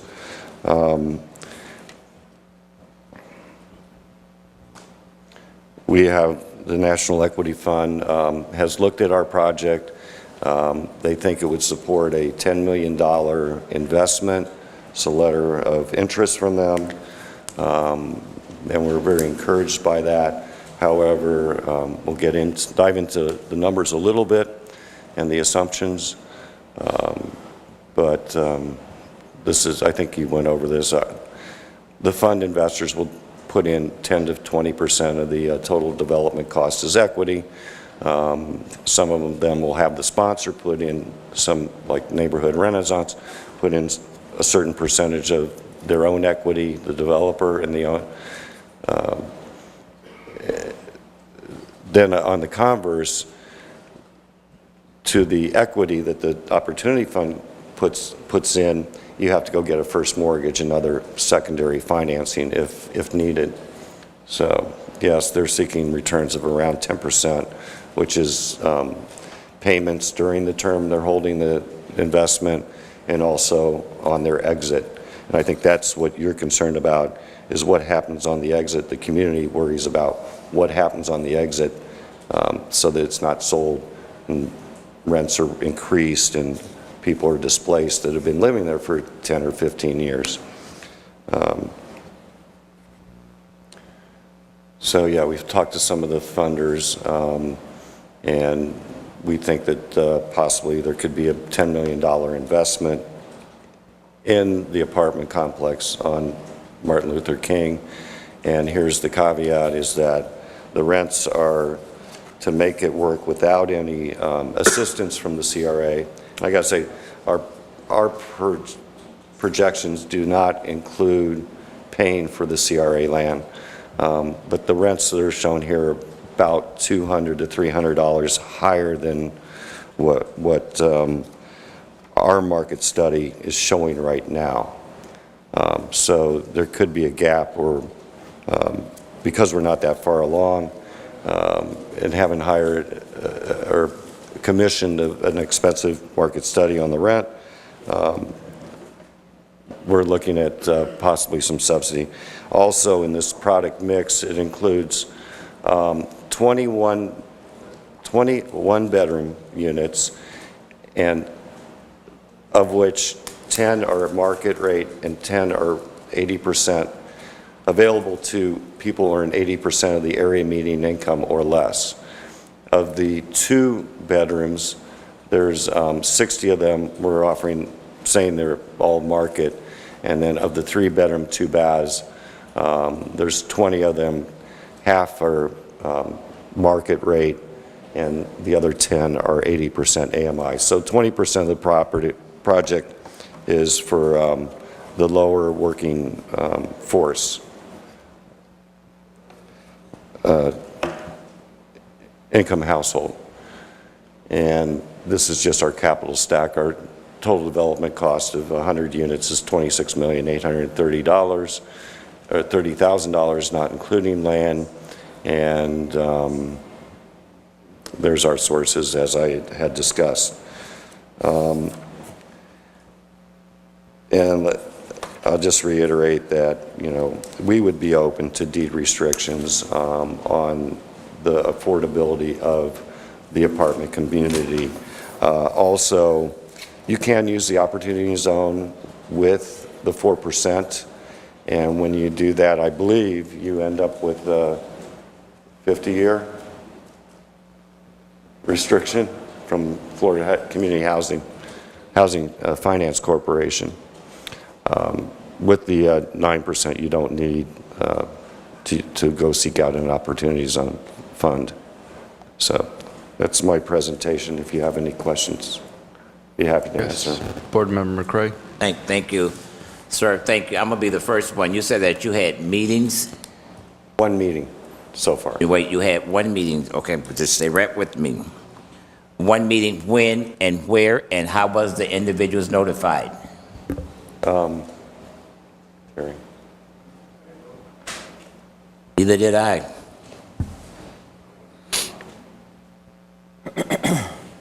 Hi, I'm Terry Murray, Executive Director. Actually, we had the meeting at the city's recreation center.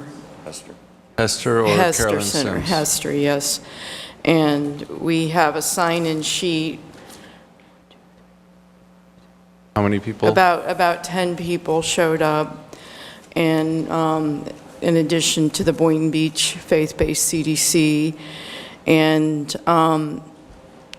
it was, I believe it was a Tuesday. Okay, I'm going to stop you. The 10 people that showed up, can I have a copy of those names? I'm just saying, because 10 people cannot speak for an entire, on a project like this, and I'm just saying, you know, I should at least say, you know, hey, Commissioner, we having a meeting, can you attend? You know, nobody notified me.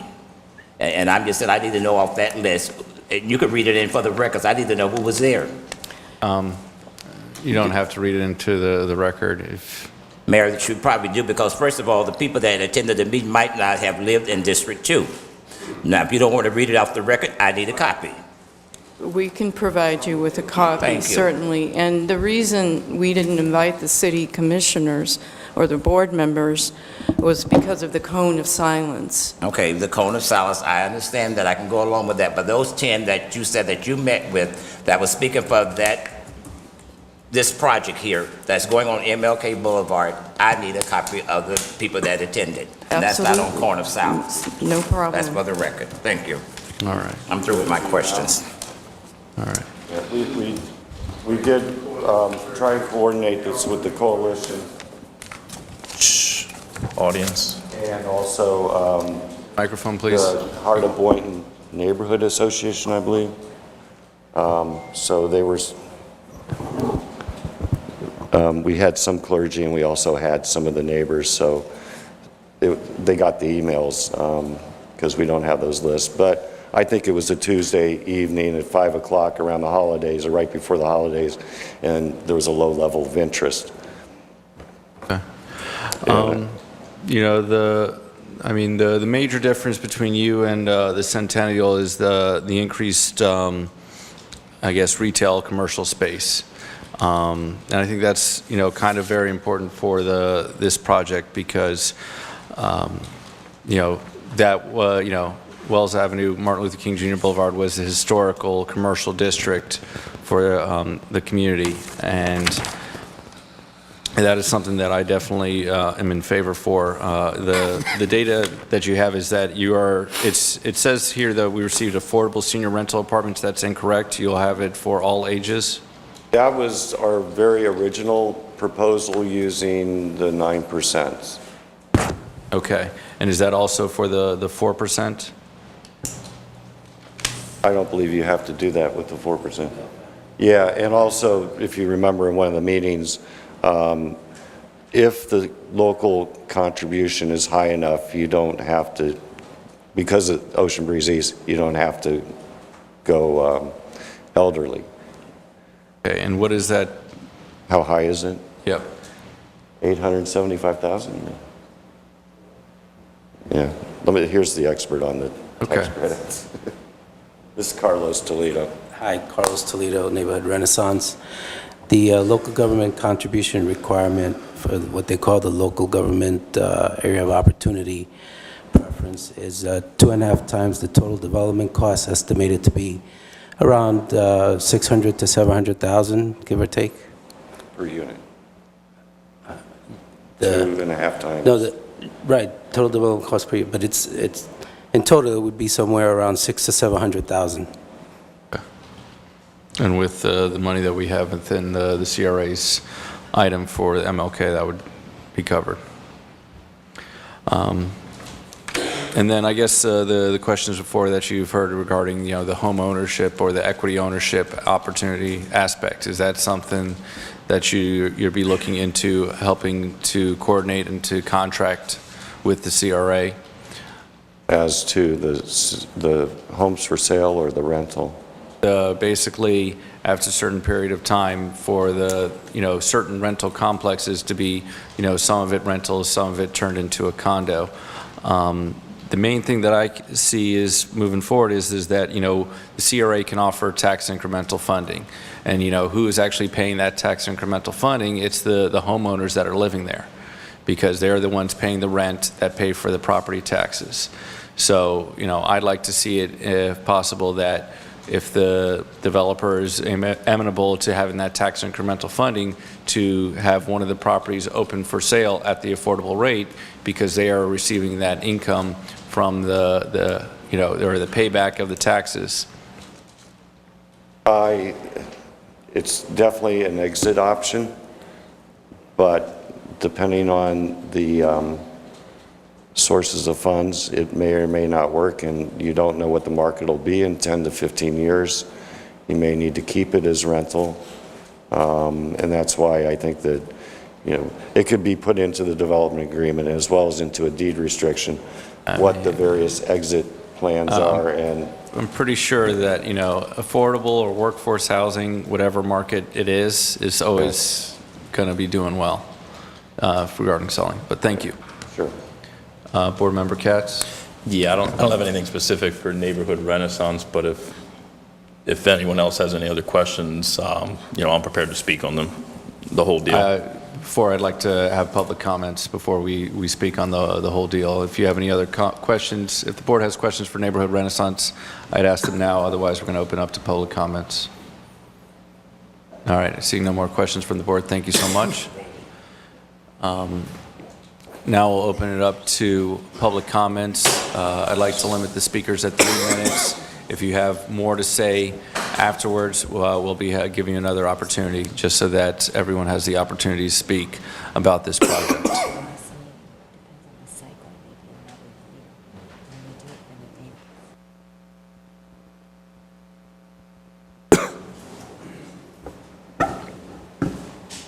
Hi, Susan Oyer, 140 Southeast 27th Way. In looking at the first one by Centennial, it shows that there's washer and dryer connections, but not actual washers and dryers. So that's what it showed on your PowerPoint. And my concern is somebody who rents these apartments, they're going to have to buy a washer and dryer, pay to have it installed, and then when they move out, they're going to have to pay to move it. Because No. you just showed connections, you didn't show actual washer dryers, unless I misunderstood it, which is possible, because I'm grading papers at the same time I'm watching this. I multitask. Excuse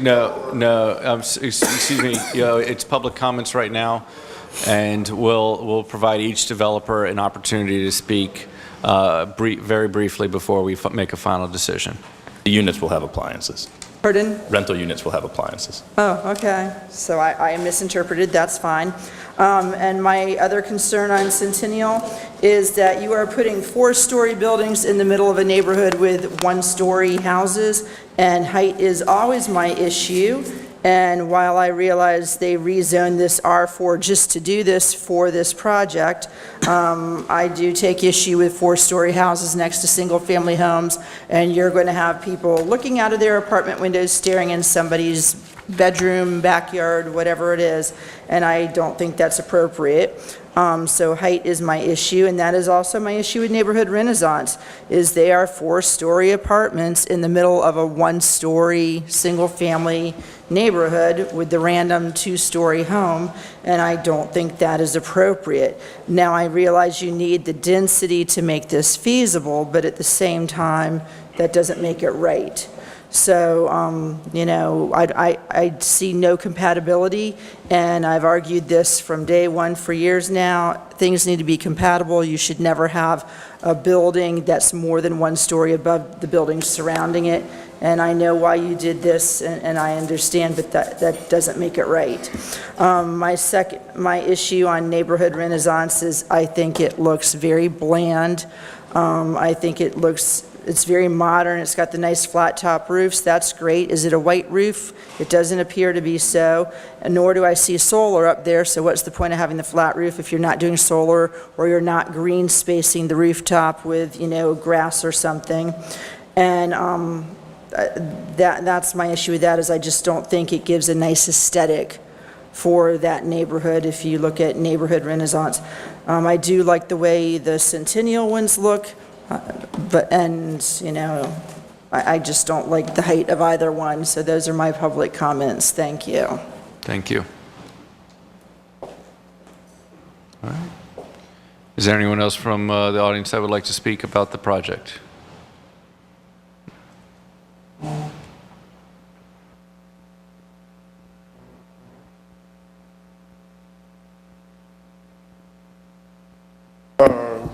My name is Tori Orr, 407 Northeast 17th Avenue, Boynton Beach, Florida. I have a question for Antonio. So Tony, basically you would ask us the question, Yeah. they would listen, and then they have the opportunity to respond. So you'd ask all your questions at one time, and then they will have the opportunity to respond afterwards. Well, I know we met with them in our community. They came to Carolyn Sim Center, which is District 2, which is the heart of Boynton. And they went on 17th, I guess. And we didn't hear nothing about no meeting or nothing until the clergy put it up. Oh, we had a great meeting tonight. The Coalition of Clergy, that is. These people who's speaking for Boynton ain't even much from Boynton. They got these titles as saying they're community leaders, but you're not even much from the city. So I don't understand how can these people have these meetings that I didn't hear about at all. And I am an activist of the city. I speak for the people who make $24,000 and less. So I don't understand how we're going to afford a $2,000 of rent for a 3-bedroom apartment on MLK, and you barely make $22,000 a year over there. So how you going to pay $2,000 a month? I'm done with that.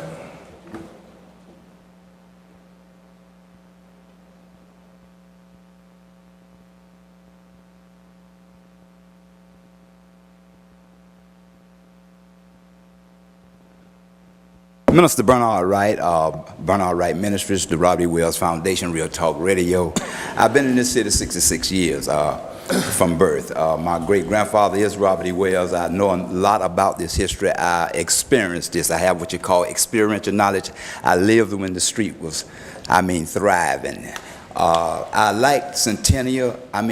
it's awesome. They have come as far for many years as we have gotten thus far in their plan and giving me personally the honor. I am Minister Bernard Wright. I am the heir apparent of the Wells family, and it goes back to the Bahamas. And this is something very serious, is our legacy. Robert E. Wells built the first street here, first church, AME, and the school, Ponciana. A lot of things that he is being recognized for, and it's great. I love this, and this was proper. However, the entertainment part is what we need, the retail is what we need, and I want to say this, these meetings that they had with us, I was there, I knew about it. I've been coming to these meetings for 7 years. My brother Toro, I really respect him. He has a great interest for this city, having now been coming to these city commission and CRA meetings. But there's work that's been done with me, Commissioner McCray, and many others that goes back. And this is all about the historic research project we have and people being recognized in this city. This is a beginning. You're recognizing a pioneer. Wells Landing is great. We can work from here where we all can be involved in respect to wealth building, but all of this nitpicking about washers and dryers is not where it is. But Wells Avenue has always been 3 stories up with retail, singer houses. This is nothing new. This is only culture and historical foundation of what we need. We don't want to keep putting it off and going, we want shovels in the ground. We've gotten somewhere now. I'm really inspired about Centennial by the grace of God. So I mean, I'm speaking in a position now, having a voice and an activist. I'm an advocate. I have petitions with signatures of residents here that I speak for a voice for the voiceless as a minister of the gospel. So let me just say, I want to say that we don't want to back up. We don't want to prolong. We want to keep it moving in this prophetic spirit of a better Boynton. Mr. Torrio, I don't know why he wasn't informed, but if you come to these meetings and you know where to go, I mean, for real, it's easy to be informed on the agenda of a CRA board meeting, city commission meeting. I'm always inviting my people at District 2 to involve yourself and engage yourself. But, you know, for the better part, we who are involved and concerned, we have petitions with their names on it about what we like built there. And they have been honoring it, Centennial. And I thank you. God bless you.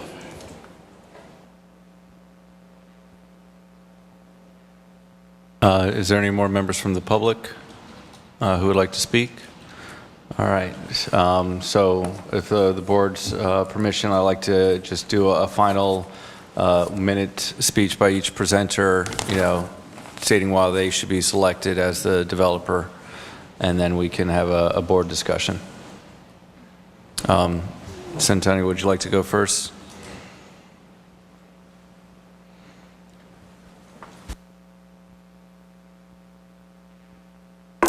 Thank you very much for giving me another opportunity, and thank you, everyone. And if you weren't invited to one of our meetings or you didn't know about it, I'm sorry. But I think you were there. Yeah, I thought, okay. Anyway, my name is Elizabeth. I'm with Centennial Management. And we've been coming up here to Boynton Beach for a lot of years now. And we think that we had about 3 bites at the apple before we were awarded Ocean Breeze. And we're proud of what we do. We're proud to be part of this community. And we want to keep giving back to this community. We believe in what we do. We believe in the people. We believe in giving back to this community and being able to have the programs to be able to do affordable housing as far as the job fairs, to be able to have retail that the people in the community can open their stores, to be able to have their music festivals or whatever the community needs, we want to provide to them. This is not about us. This is about your community and what the community needs, and we want to provide it. We do put washers and dryers in all of our units. We tried to reach out to the community and find out what they wanted and what they needed. And we want to work with the community and with the board to build what you want. It really is not about us, and whatever your codes are, whatever you require, we're here to give it. And we thank you for your time and this opportunity. We hope you believe in us like we believe in you. That's why we're here. Thank you. Jen.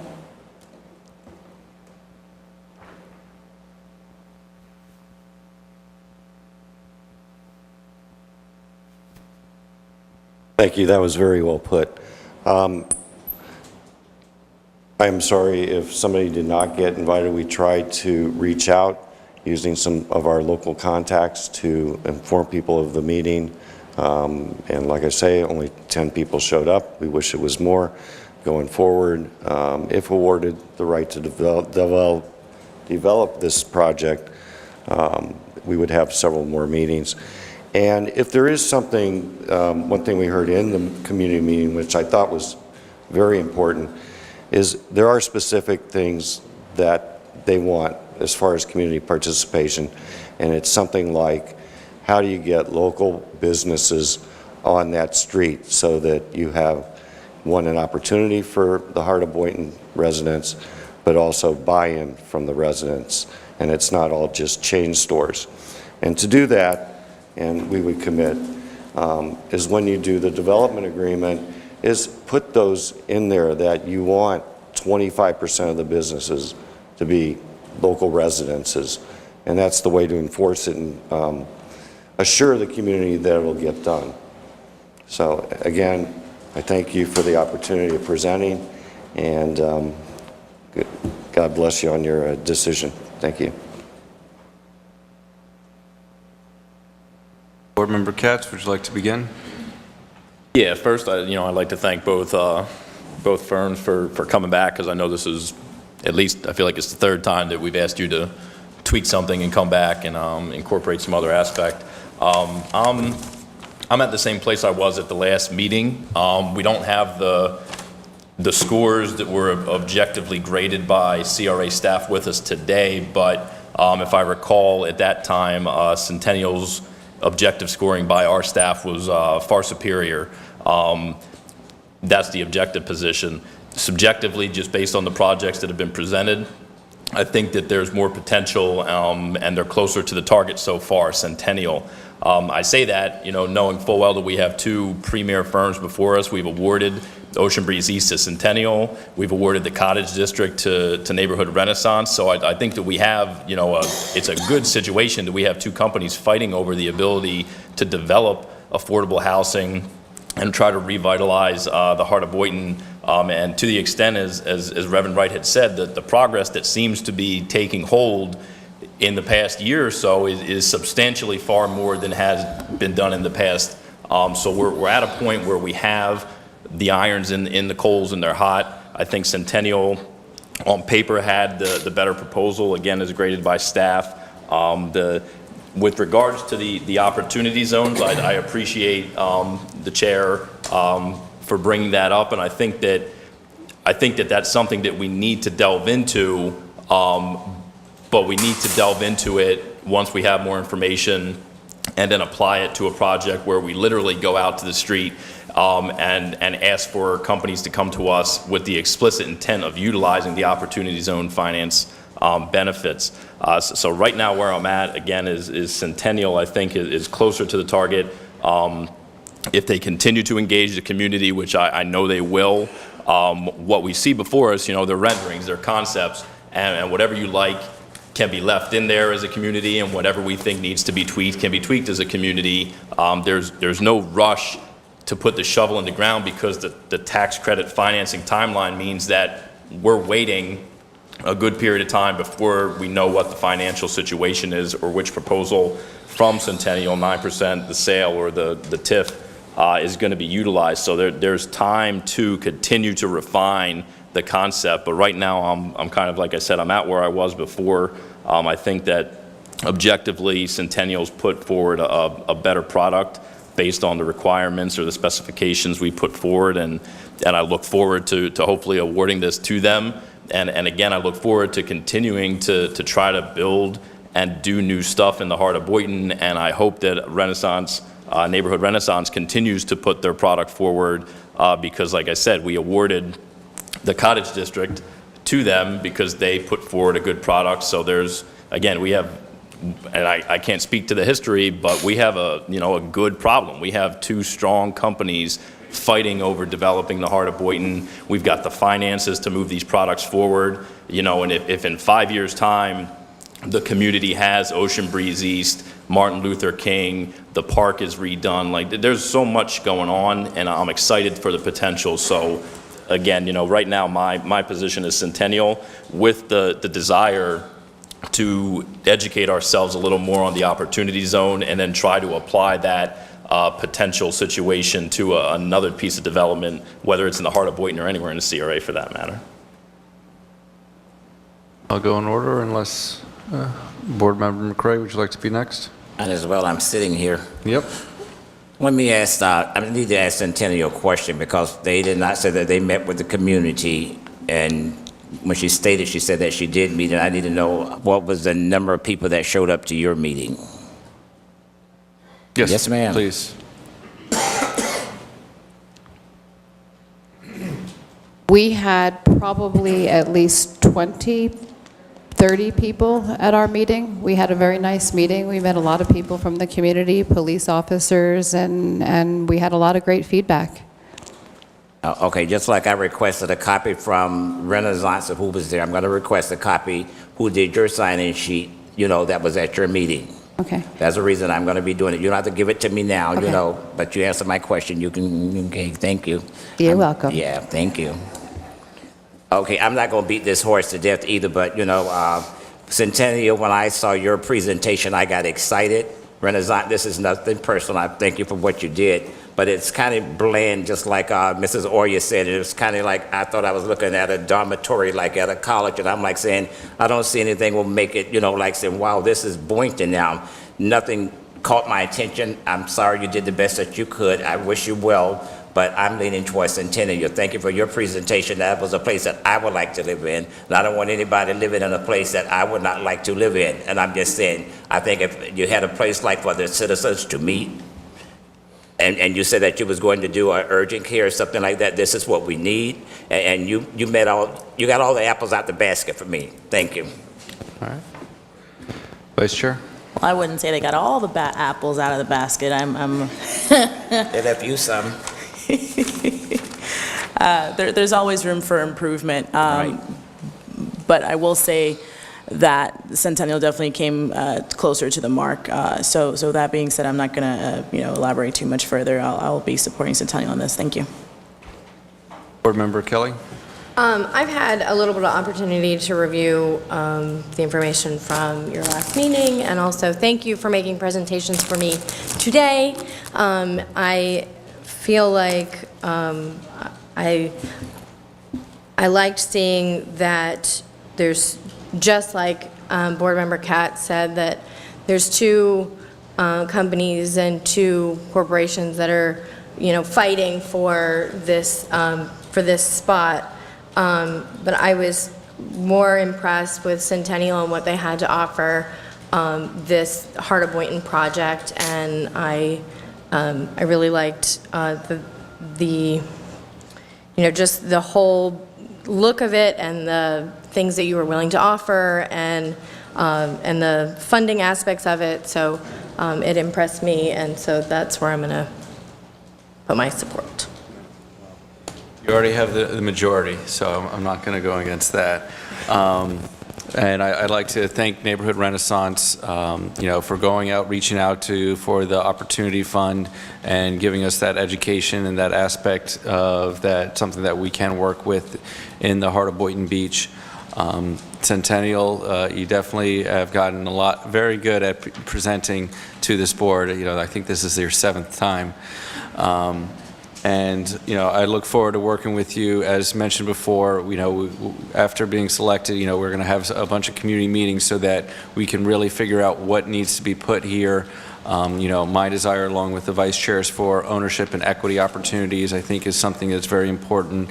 And, the fun part is that, with the 3 different financing options available, we can find something hopefully in the middle so that it works out for the future of the community and for Centennial. So I guess, Tara, we have a consensus. But we need a motion. Yeah, I need a motion That's right. to authorize us to move forward.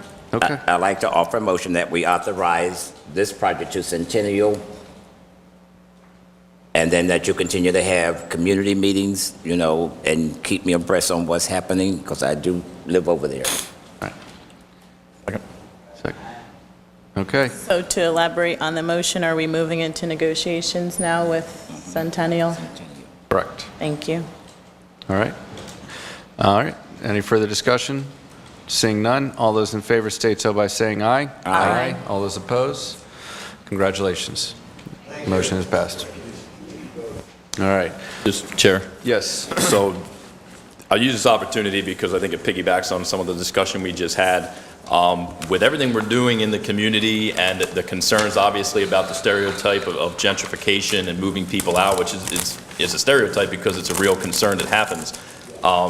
You know, I would like, and grant me some liberty here because this is kind of like a future agenda item, we need to have a serious discussion about what legally we can do as a CRA to provide like educational and job training grants, because the reason gentrification happens is because if you build expensive new stuff and the population that's there doesn't have an income that's commensurate with affording that they're going to get forced out. Now, I don't know what we could do as a CRA, but you know, we have these economic development grants, we have all these different grants. You know, the population that currently lives there will be adversely affected by the investment we're talking about and the rising property values and property taxes associated with that. I feel like we need a plan that revolves around providing educational grants for low-income individuals who live in the CRA, so that as we see tens of millions of dollars of investment going to ground, it doesn't just displace them. We can talk about local hiring, we can talk about during construction of these projects, which is a temporary job, and if you have labor in the community that isn't skilled in construction, then it's irrelevant to even talk about. We need an education plan, because all this investment will inevitably lead to the negative stereotype of gentrification, and nobody wants that, so we need a plan. I don't know what legally we can do. We have great resources in the city and the surrounding area. We have Palm Beach State College, we have South Tech, we have the Florida Career College. We have all these opportunities just outside of the CRA. So, you know, I'd like, if legal and the director could look into this, you know, what are the rules with regards to, can we award educational grants to individuals who enroll and subsequently get certifications or get degrees if they live in the CRA, but the educational institutions are outside of the CRA? That's been my concern in thinking about this. Is I don't know what legally we can do, but all this talk about gentrification, it will come true. Nobody can stop it if you don't provide economic opportunity. And I'm not talking about giving a job to someone to construct a project so in 12 months that job's disappeared and now there's nothing, or working at a coffee shop that gets built. So that's what I'm looking for. I'd like to, stick to the agenda. We can have a discussion about this when we hit future agenda, more the CRA's pending assignments.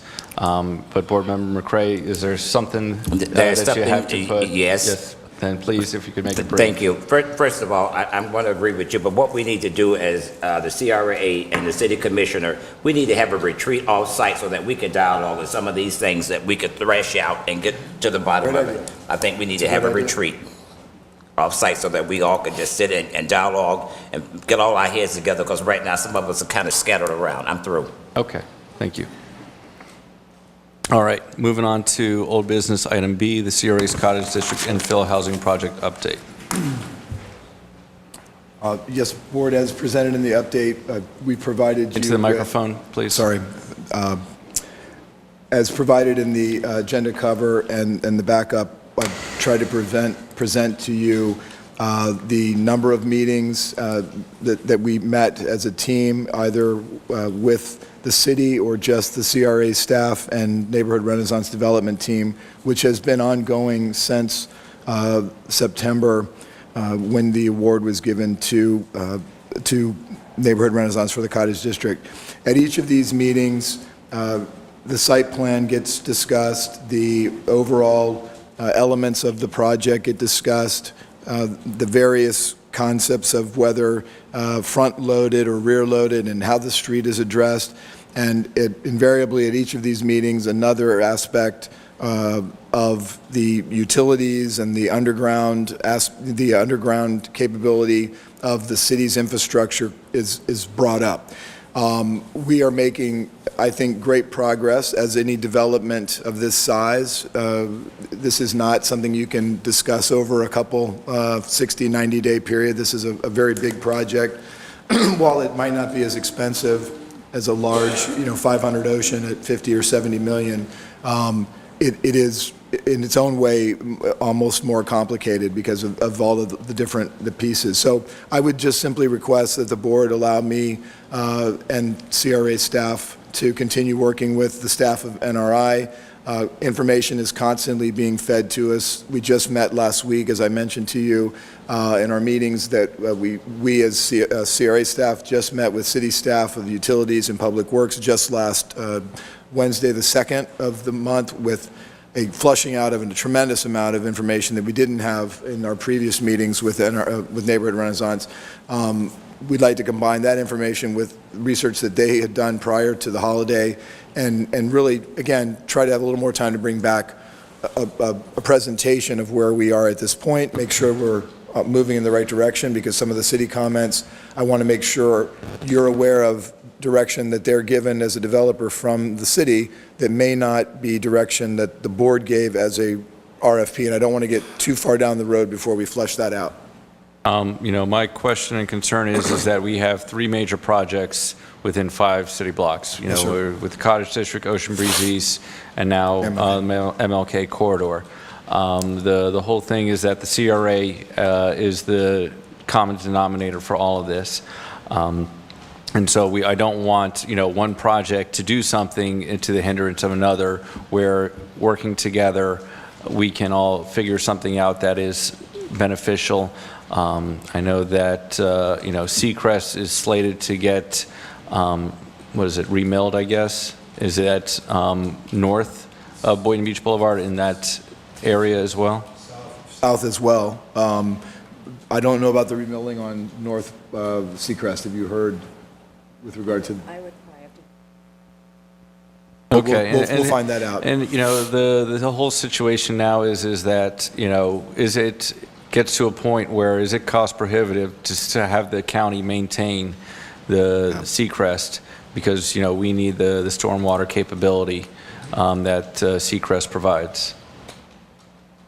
And so that's a discussion between, I guess, the city and the CRA and the county, and the developers, to say that how can we get this moving forward, because, correct, we will always be hitting roadblocks, and we want to be able to work together as a team on this.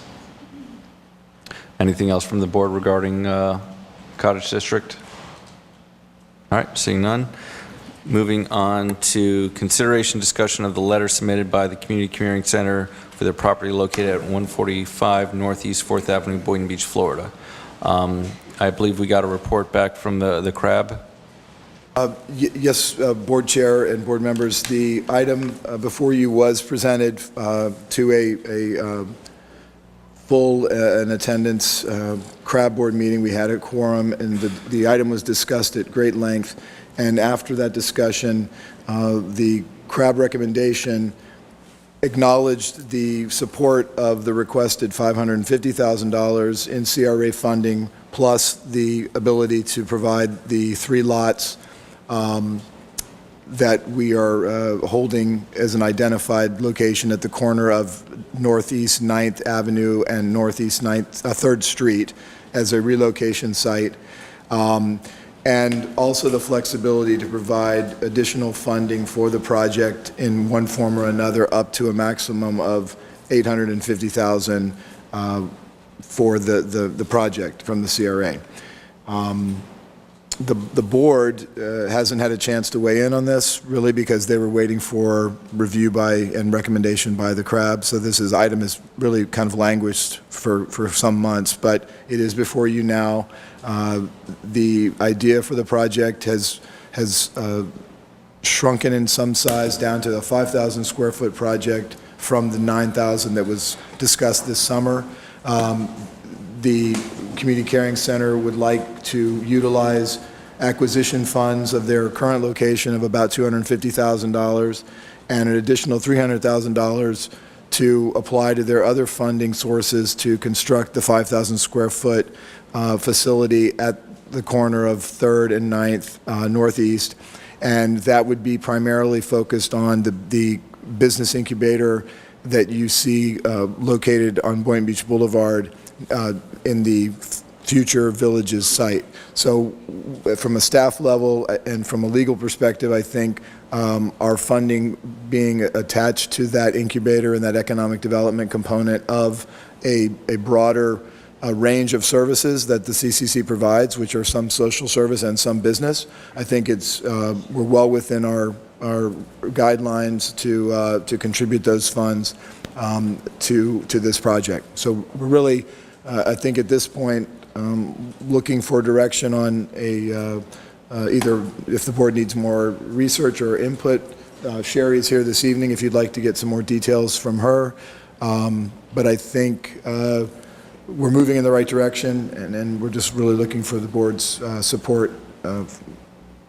And then is there also discussion regarding the continuation of, I guess, Northeast 3rd Street to MLK? There is, we're looking at that as a separate item, if you will, a separate project item. But yes, we would, Do we have an estimate of how much that would cost? The city has provided some estimates between about 300 and 500,000, depending on the level of stormwater and utilities that we go with, if it indeed stays in that location. But the project that involves the CCC would absolutely include improvements around in the surrounding site that she would be developing, as well as Northeast 9th Avenue. Board Member McCray. Thank you. Michael, when we first brought this project up, we was talking about the 550,000 plus the 3 lots. Explain to me now why we need these $300,000.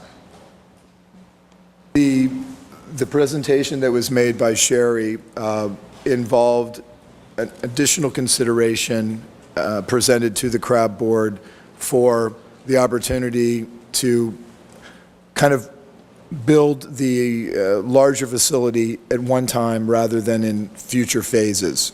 And as an advisory board, they accepted the information that Sherry had presented and felt that they wanted to offer you, the board, for the assignment that you gave them, their support for a range. If you wanted to facilitate the entire project, they were willing to support a larger request.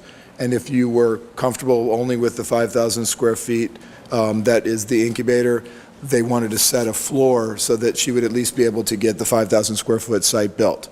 So they really were kind of pushing it back up to you to say, we're comfortable giving a little more, but we definitely want to give a minimum of that 550.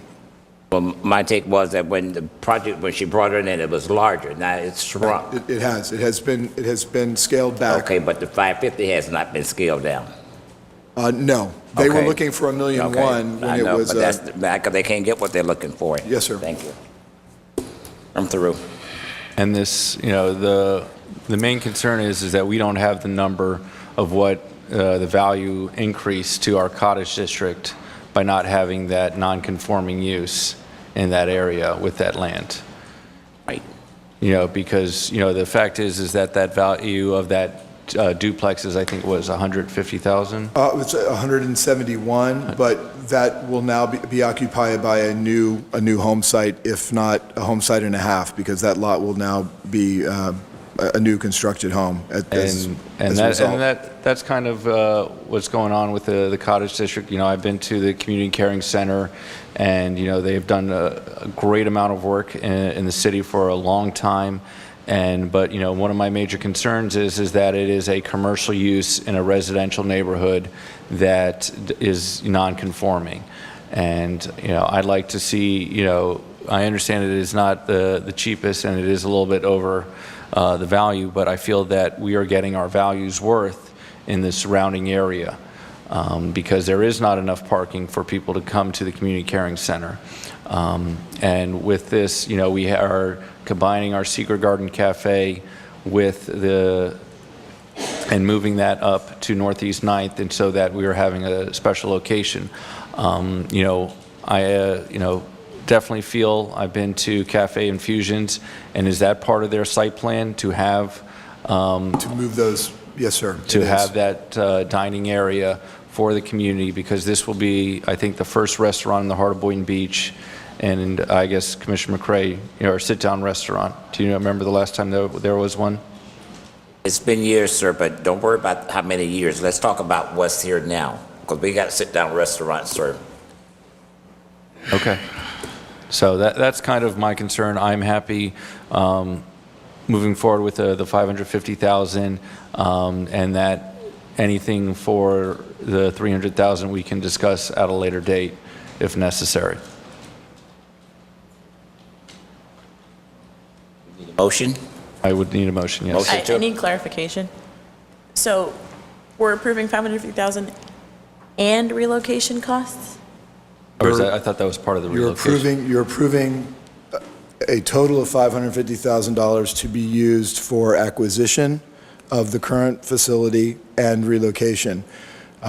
We have yet to determine an exact amount of the sale, because if the total is 550, then the acquisition could be 200,000 and the relocation could be 350, or vice versa. So what we would be obtaining from you now is the direction to take these numbers and put them into a development agreement and bring that back to you with all of the criteria. One of the suggestions that staff has made to the CRAB that was supported was to, and supported by Sherry and the Community Caring Center, is to attach a securing vehicle similar to what we did for the 711 North Federal Highway, where we aren't just giving the 350,000 or there is an acquisition, so some of it is theirs, but the balance of funds would then be secured through a quiet lien, a quiet second mortgage, so that we're not just kind of giving away the money where there could be a sale of a future of that site, and the benefit be rep by the Community Caring Center, unless you decided to release that. Some other kinds of terms that we'd like to get down into an agreement, but Tara. No, I was just going to say, the motion would be to advise staff and legal counsel to negotiate based on the amount you determine for the purchase and then relocation of the Community Caring Center.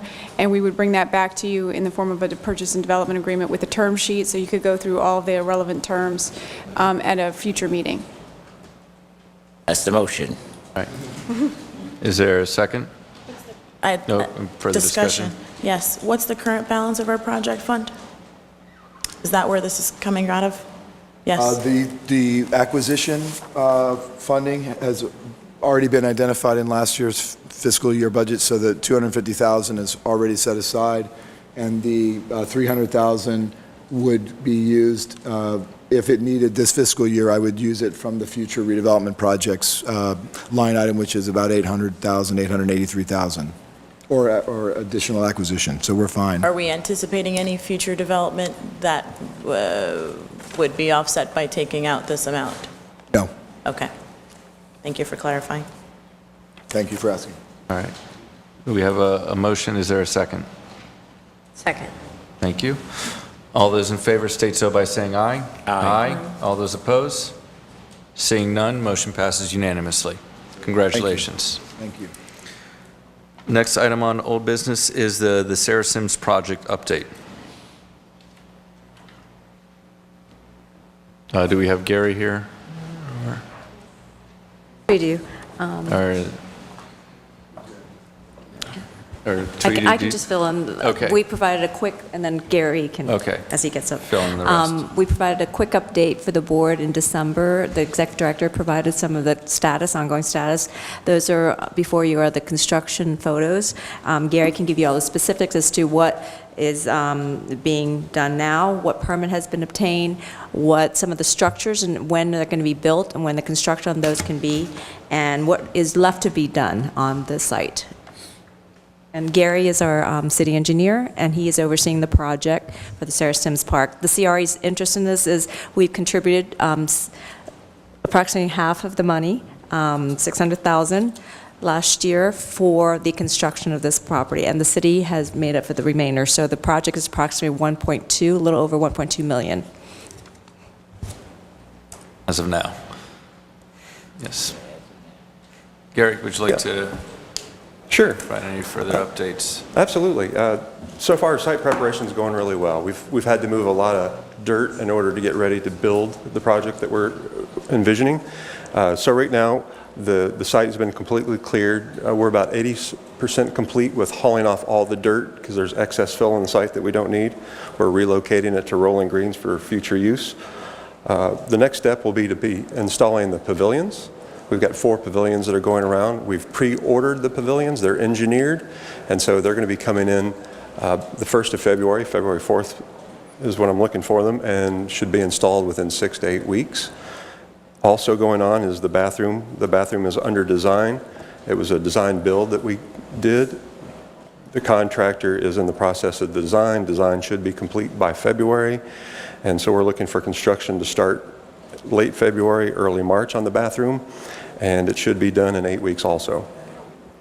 Other than that, we've got 2 bids going to next week's commission meeting. We're going to be recommending approval for the electrical bid award, and we're going to be recommending approval for the landscape and irrigation bid award.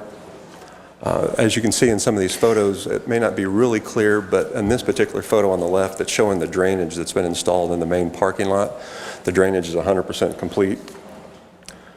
2 items remain to be bid. I've got the numbers for the paving and concrete work. I'm still trying to finalize what the final numbers will be, and we're still working on getting the bid for the decorative fence. Yes, Board Member McCray. Thank you. You answered my question today, but I wanted for the record about the sand. I got calls from individuals who said that sand is blowing in their homes, so if you all could find a way to stop it from blowing in their homes, that's my concern. I'm doing that right now. In fact, the contractor that's working on the number is here tonight, so he knows too. Any other questions or comments from the board? Seeing none, thank you very much. One more. Yep. Thank you. Yes. When will we have the cutting of the ribbon? Well, I'm still looking for I know. final project starting May 1st, and then it's going to be totally done June 1st. I'm still shooting for those dates.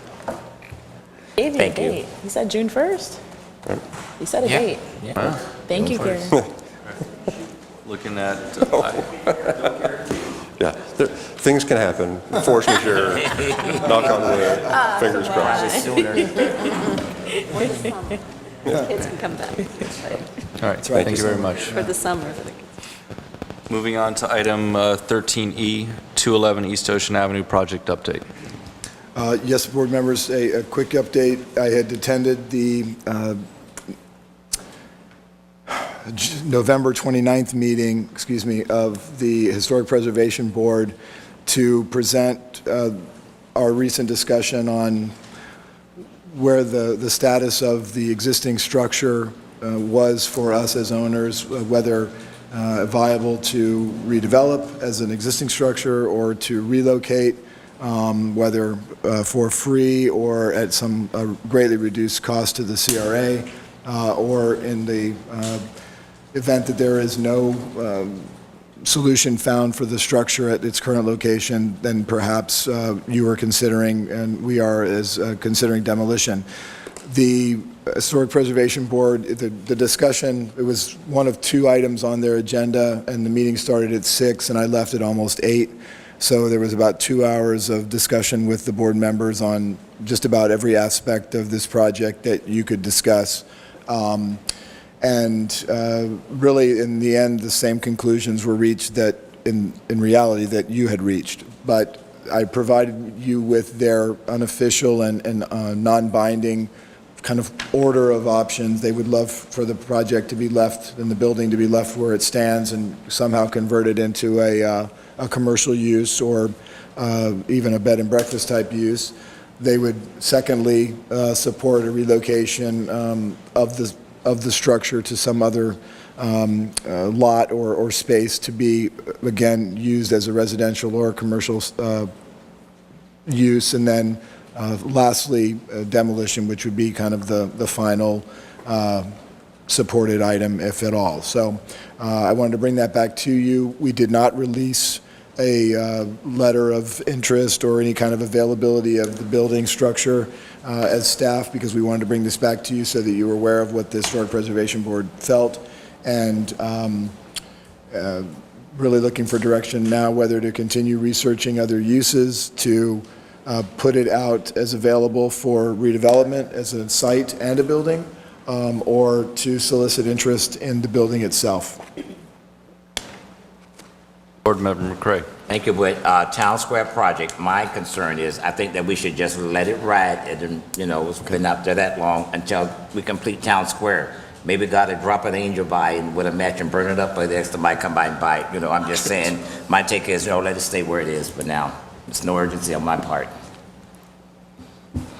I understand the no urgency. The situation is that I'd like to open it up to options available to the commercial market, to see if someone would like to, take the house. I believe Board Member Katz said that he's willing to, help with some of the costs, in the sense is that regardless of what happens, it may cost us money to demolish it. So it's better that we were able to save that historical structure and move it somewhere, hopefully in Boynton Beach, and if not, Palm Beach County.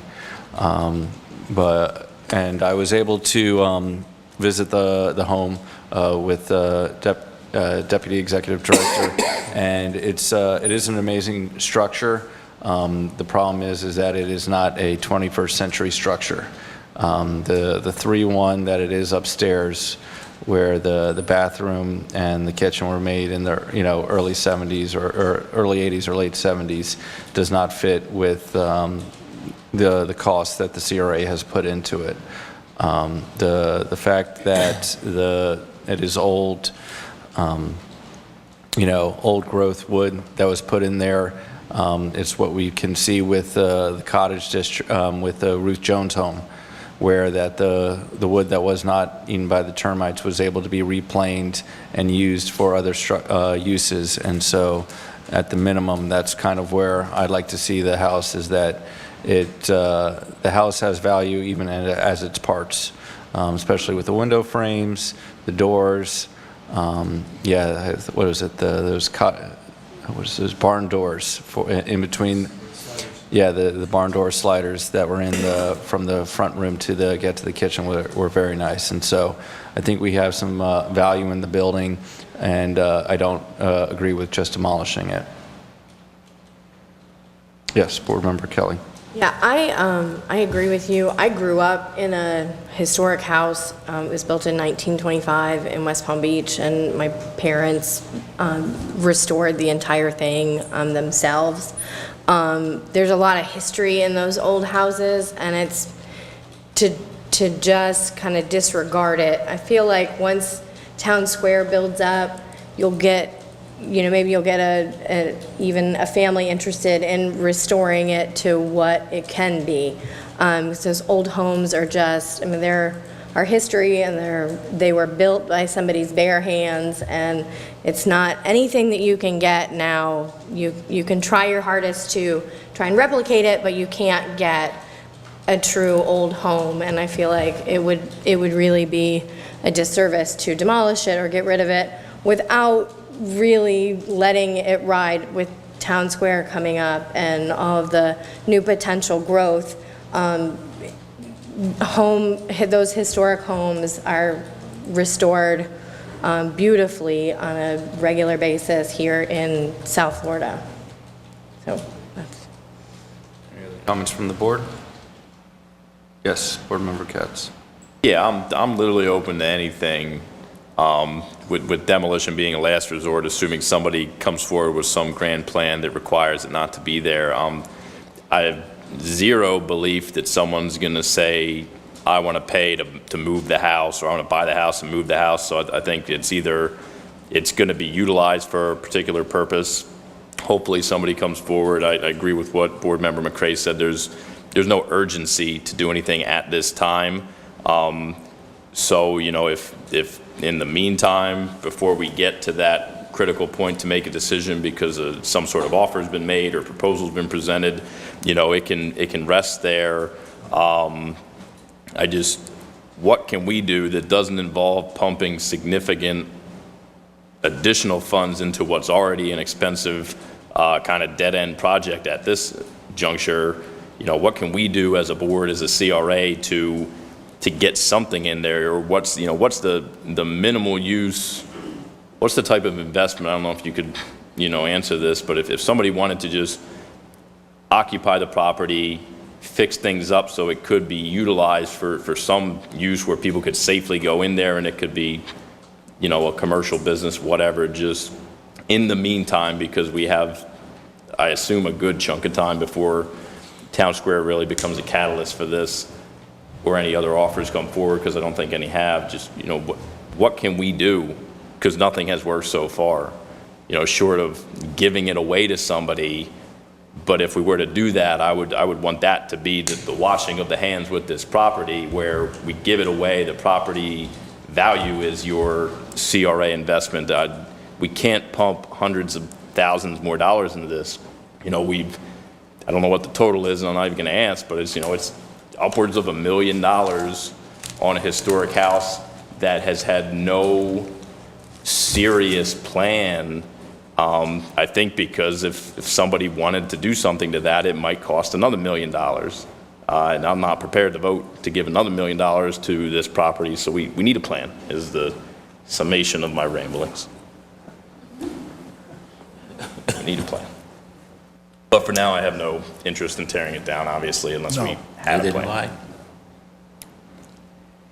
For the record, we're all on the same page there. Okay. Thank you. Any other comments before we move on to new business?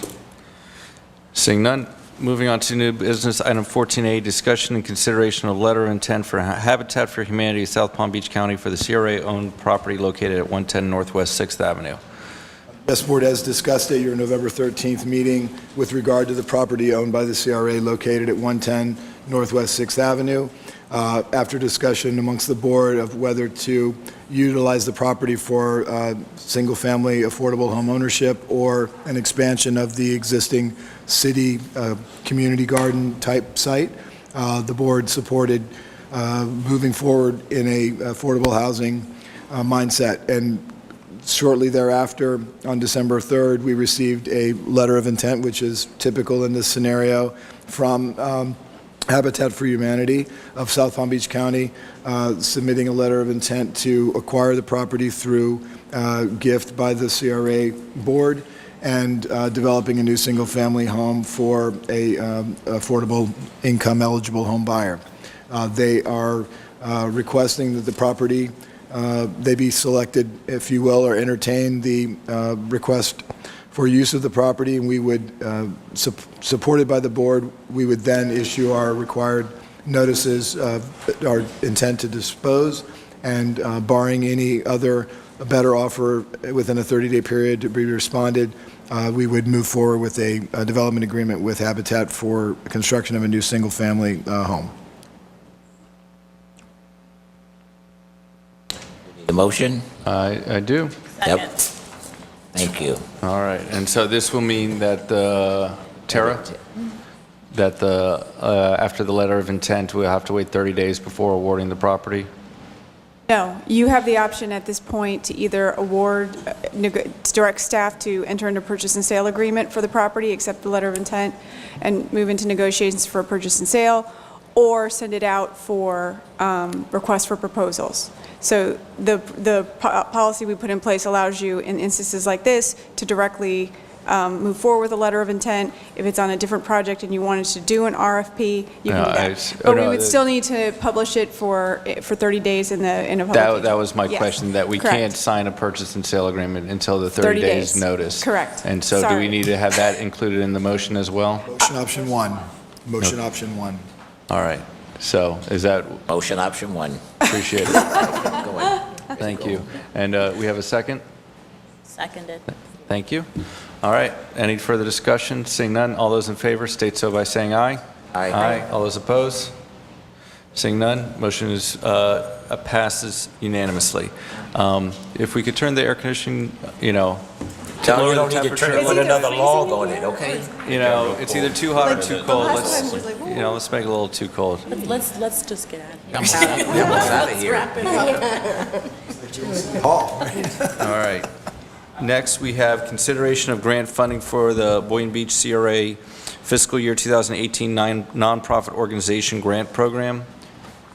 This is the second year of your grant program for nonprofits for the 4 categories, but this year, the board approved out of the $95,000 that's budgeted for fiscal year 18-19, there's 80% of which is $76,000 for affordable and workforce housing, and the remaining 20%, $19,000, was allocated for economic business development category. 1 application was submitted within the deadline for the first round, the fall round, and it's with the CCC. Sherry's here for any other questions, but after reviewing this through the review committee, staff has made a recommendation that the requested funding for $19,000 for the culinary incubator continue for this fiscal year, and subject to a grant agreement that staff will bring back to the board for approval.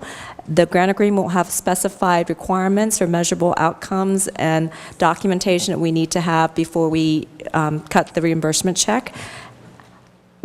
To note, the scoring for the selection or the review committee was 97%, which does qualify for funding.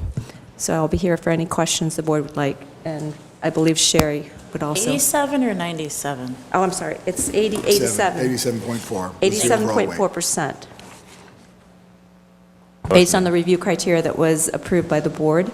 It is attached as attachment 6 in your supportive materials.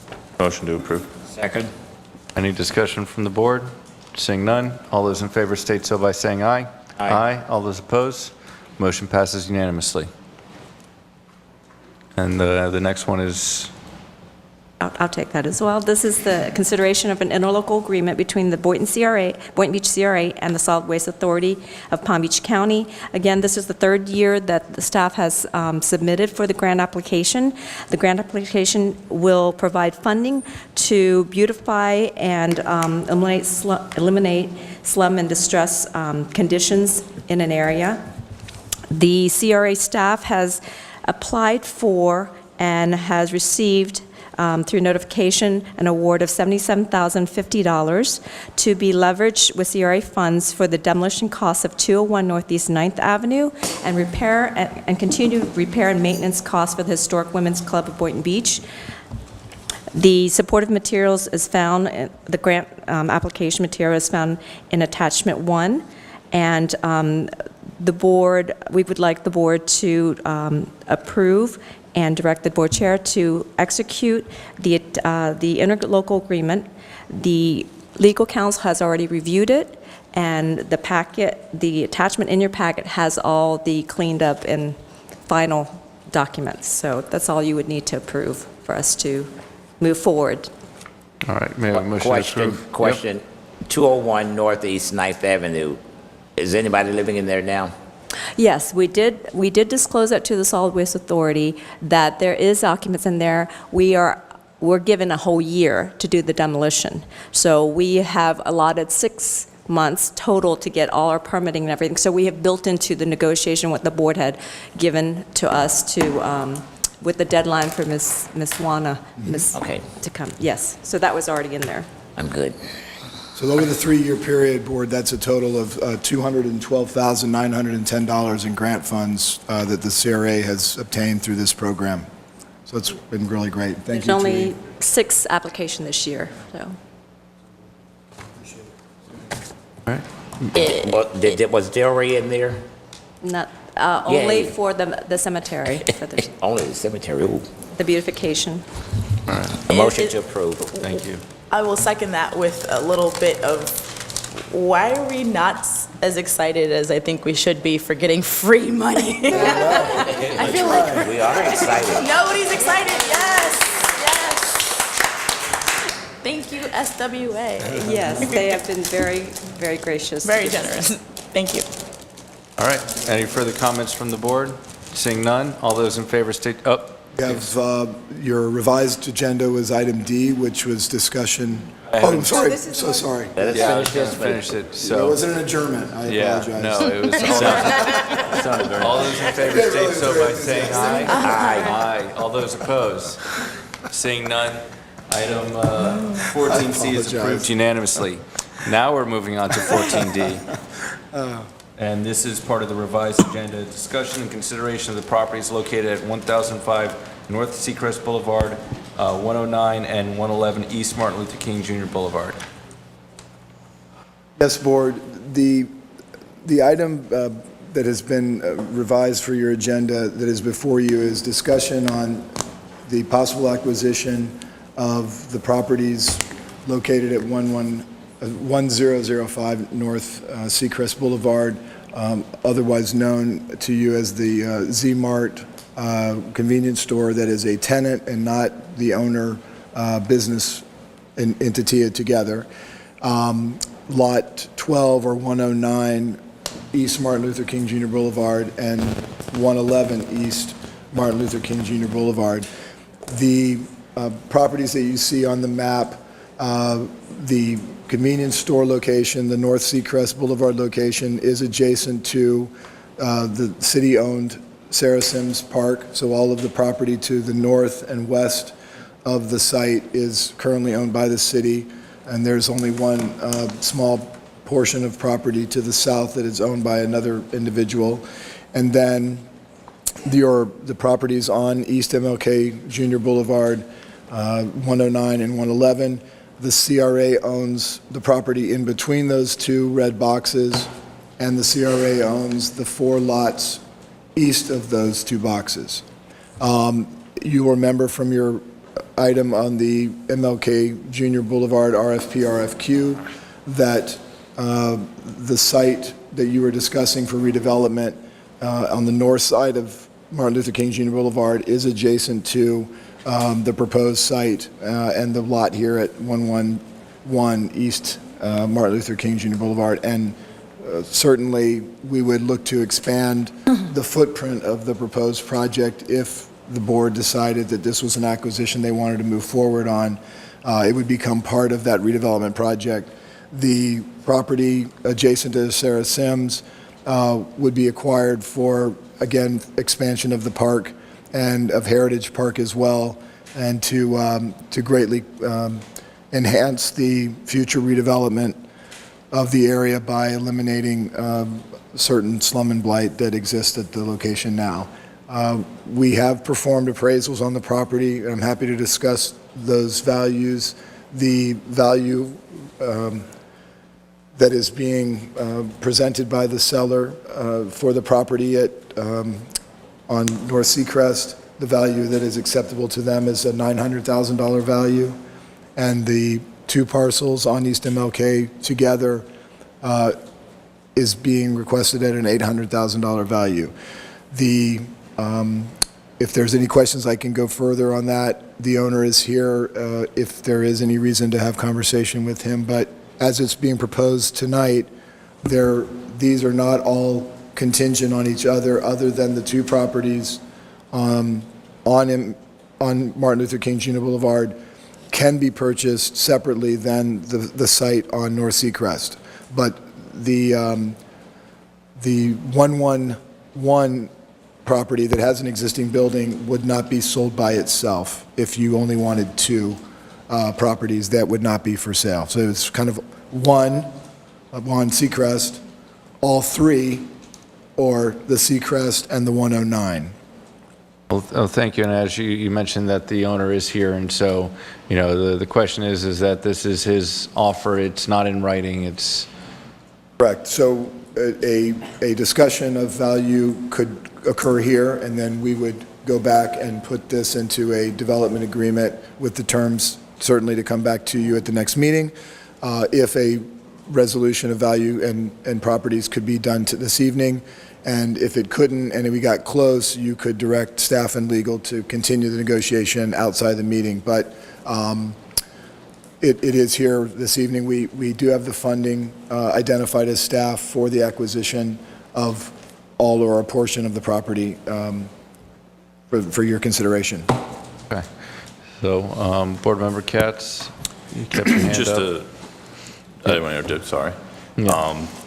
Director, could you repeat the requested sale price by the owners for the 3 properties? Yes, sir. The 1005 North Seacrest, which is the property identified with the arrow and adjacent to Sarah Sims, The value for consideration by you is the $900,000 for that site with a convenience store that is there now in a building of some value.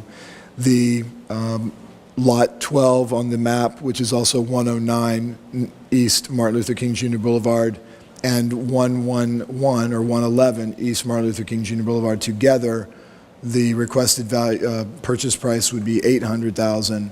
And if you wanted just the 109 or Lot 12, they would be willing to sell that site for $300,000.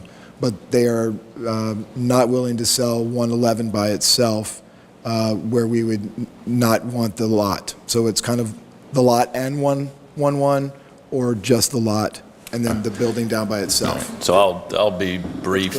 I would never in my life. I understand that's the first offer, so I'll bite my tongue. But they're appraised at roughly $415,000. One of the properties, to the best of my knowledge, has been cited by the city and needs to put financial resources in to improve the property because of activities, illegal activities that have run afoul of a local ordinance. If we want to have a serious negotiation about the value of these properties and what we're willing to pay, and I believe there's a premium that we should be willing to pay because two of them are directly on MLK and could be incorporated in the project we just kind of greenlit for negotiation. And I think it would please a great number of people if the Z-Mart ceased to exist because of the negative or adverse effect on the community that property has had over the years.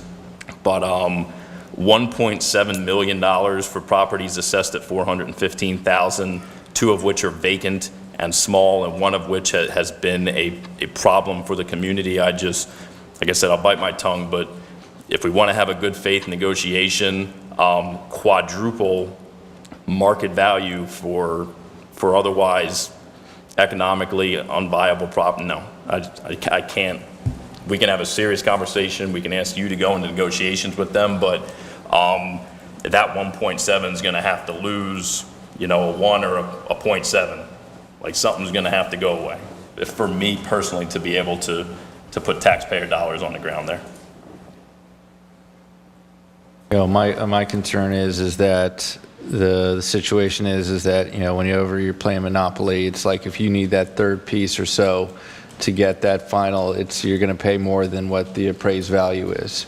And so, I can understand where Board Member Katz is saying that the property owner's first offer of the property is too high. The situation is that, we have an opportunity, but like our executive director said, it wasn't in writing.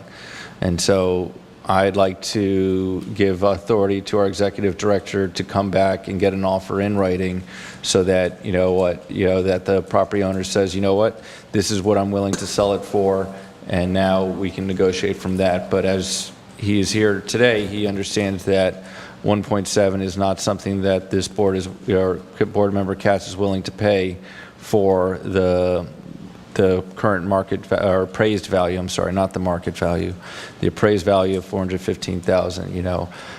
If we looked at what we did a couple years ago for 7-Eleven, we did pay above premium value or appraised value, and this is something and similar in the sense is that we have the opportunity, because we just picked a developer that and the market is what it is that this is the time to sell. If he tried to sell 5 years ago, he wouldn't be able to get this. So I'd like to give authority to our executive director to continue negotiations on the property. Board Member McCray. Thank you. And when you continue negotiations, a reasonable offer. And my take is that, when we was trying to get the property, when we was doing, saying that we wanted to do Sarah Sims Park, they wasn't willing to sell. They did not get willing to sell until we went and cited them for illegal stuff that they was doing on the inside. I'm along with Board Member Katz. I guess, Tara, do we need a motion or a consensus for the executive director to continue negotiations and get a contract? A motion would be protective, so go ahead and do a motion if you don't mind. Is that something that the So board? move to authorize staff to enter into good faith negotiations for a reasonable price to be brought back to us. Second. Discussion? Yes. Yeah, I simply just want to echo the chair's comments that we do expect to perhaps pay a premium above the appraised value for these properties, but the initial ask that's come before us right now, it's a little too much to handle. So let's try to work those numbers down and see if we can do something to make that property contiguous. I think that would be beneficial for us all here. Thank you. Kelly, do you have any comments? Just that I think that moving forward with trying to get reasonable offers on the 1005 North Seacrest at this point as an initial thing to move forward with that's kind of my position is, if we can do that one, which seems to be more emergent, although the Centennial project is, starting, or the MLK project is starting, I think we have some time as far as looking at the two properties on MLK, where, given some time and some more conversations, that maybe, maybe those two properties, given some time and letting it rest, may do us all some good, but to try and move forward on at least one and, making good faith efforts. I know sometimes when you make good faith efforts and you come to agreements, and there's that trust where once you make those agreements, then things become a little bit more fluid and a little bit more, it helps further negotiations move forward, so. All right. Any further discussion? Yeah, Was there Tara. a second? Yes. Yes. Okay, sorry, I didn't see it. Yep. Was there any further discussion from the board? Seeing none, all those in favor? Aye. Aye. All those Aye. opposed? Seeing none? All right. Moving on to the CRA Advisory Board, is there an assignment that we want to give them regarding the economic development aspect of what the CRA can do to help with educational programs? I know that it's a combination of both staff, but if the CRAB board can work with staff about creating any ideas of what they would like to see before, I think that's something that we could assign them if the commission, if the board agrees. Yeah, I think that's a good place to start the discussion. Fine with that, and what I'd also like to add is to have Economic Development Director David Scott perhaps prepare something or find ways to help us put what we're trying to think of into fruition, because I believe this is what he was basically hired on board to do, and kind of bring some of that,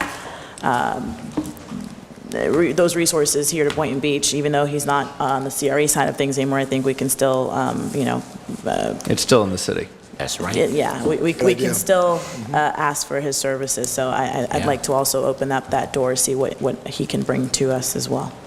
All right, and then for a future agenda, I'd like to see if we can have a discussion with the owners of 500 Ocean to see what the CRA can do to help with the retail and the commercial. I believe it's February will be 1 year since they got their certificate of occupancy, and it's... We're on the same wavelength. Yeah, Yes, so sir. I'd like to see something, just, what exactly is that in that TIF agreement, which is, I guess, going to be paid in April of 2020? Before, There are some updates that I can give you at the next meeting too, so that's okay, fine. wonderful. All right, is there any final comments? Motion to adjourn. All right, meeting's adjourned. Very good meeting, board, thank you.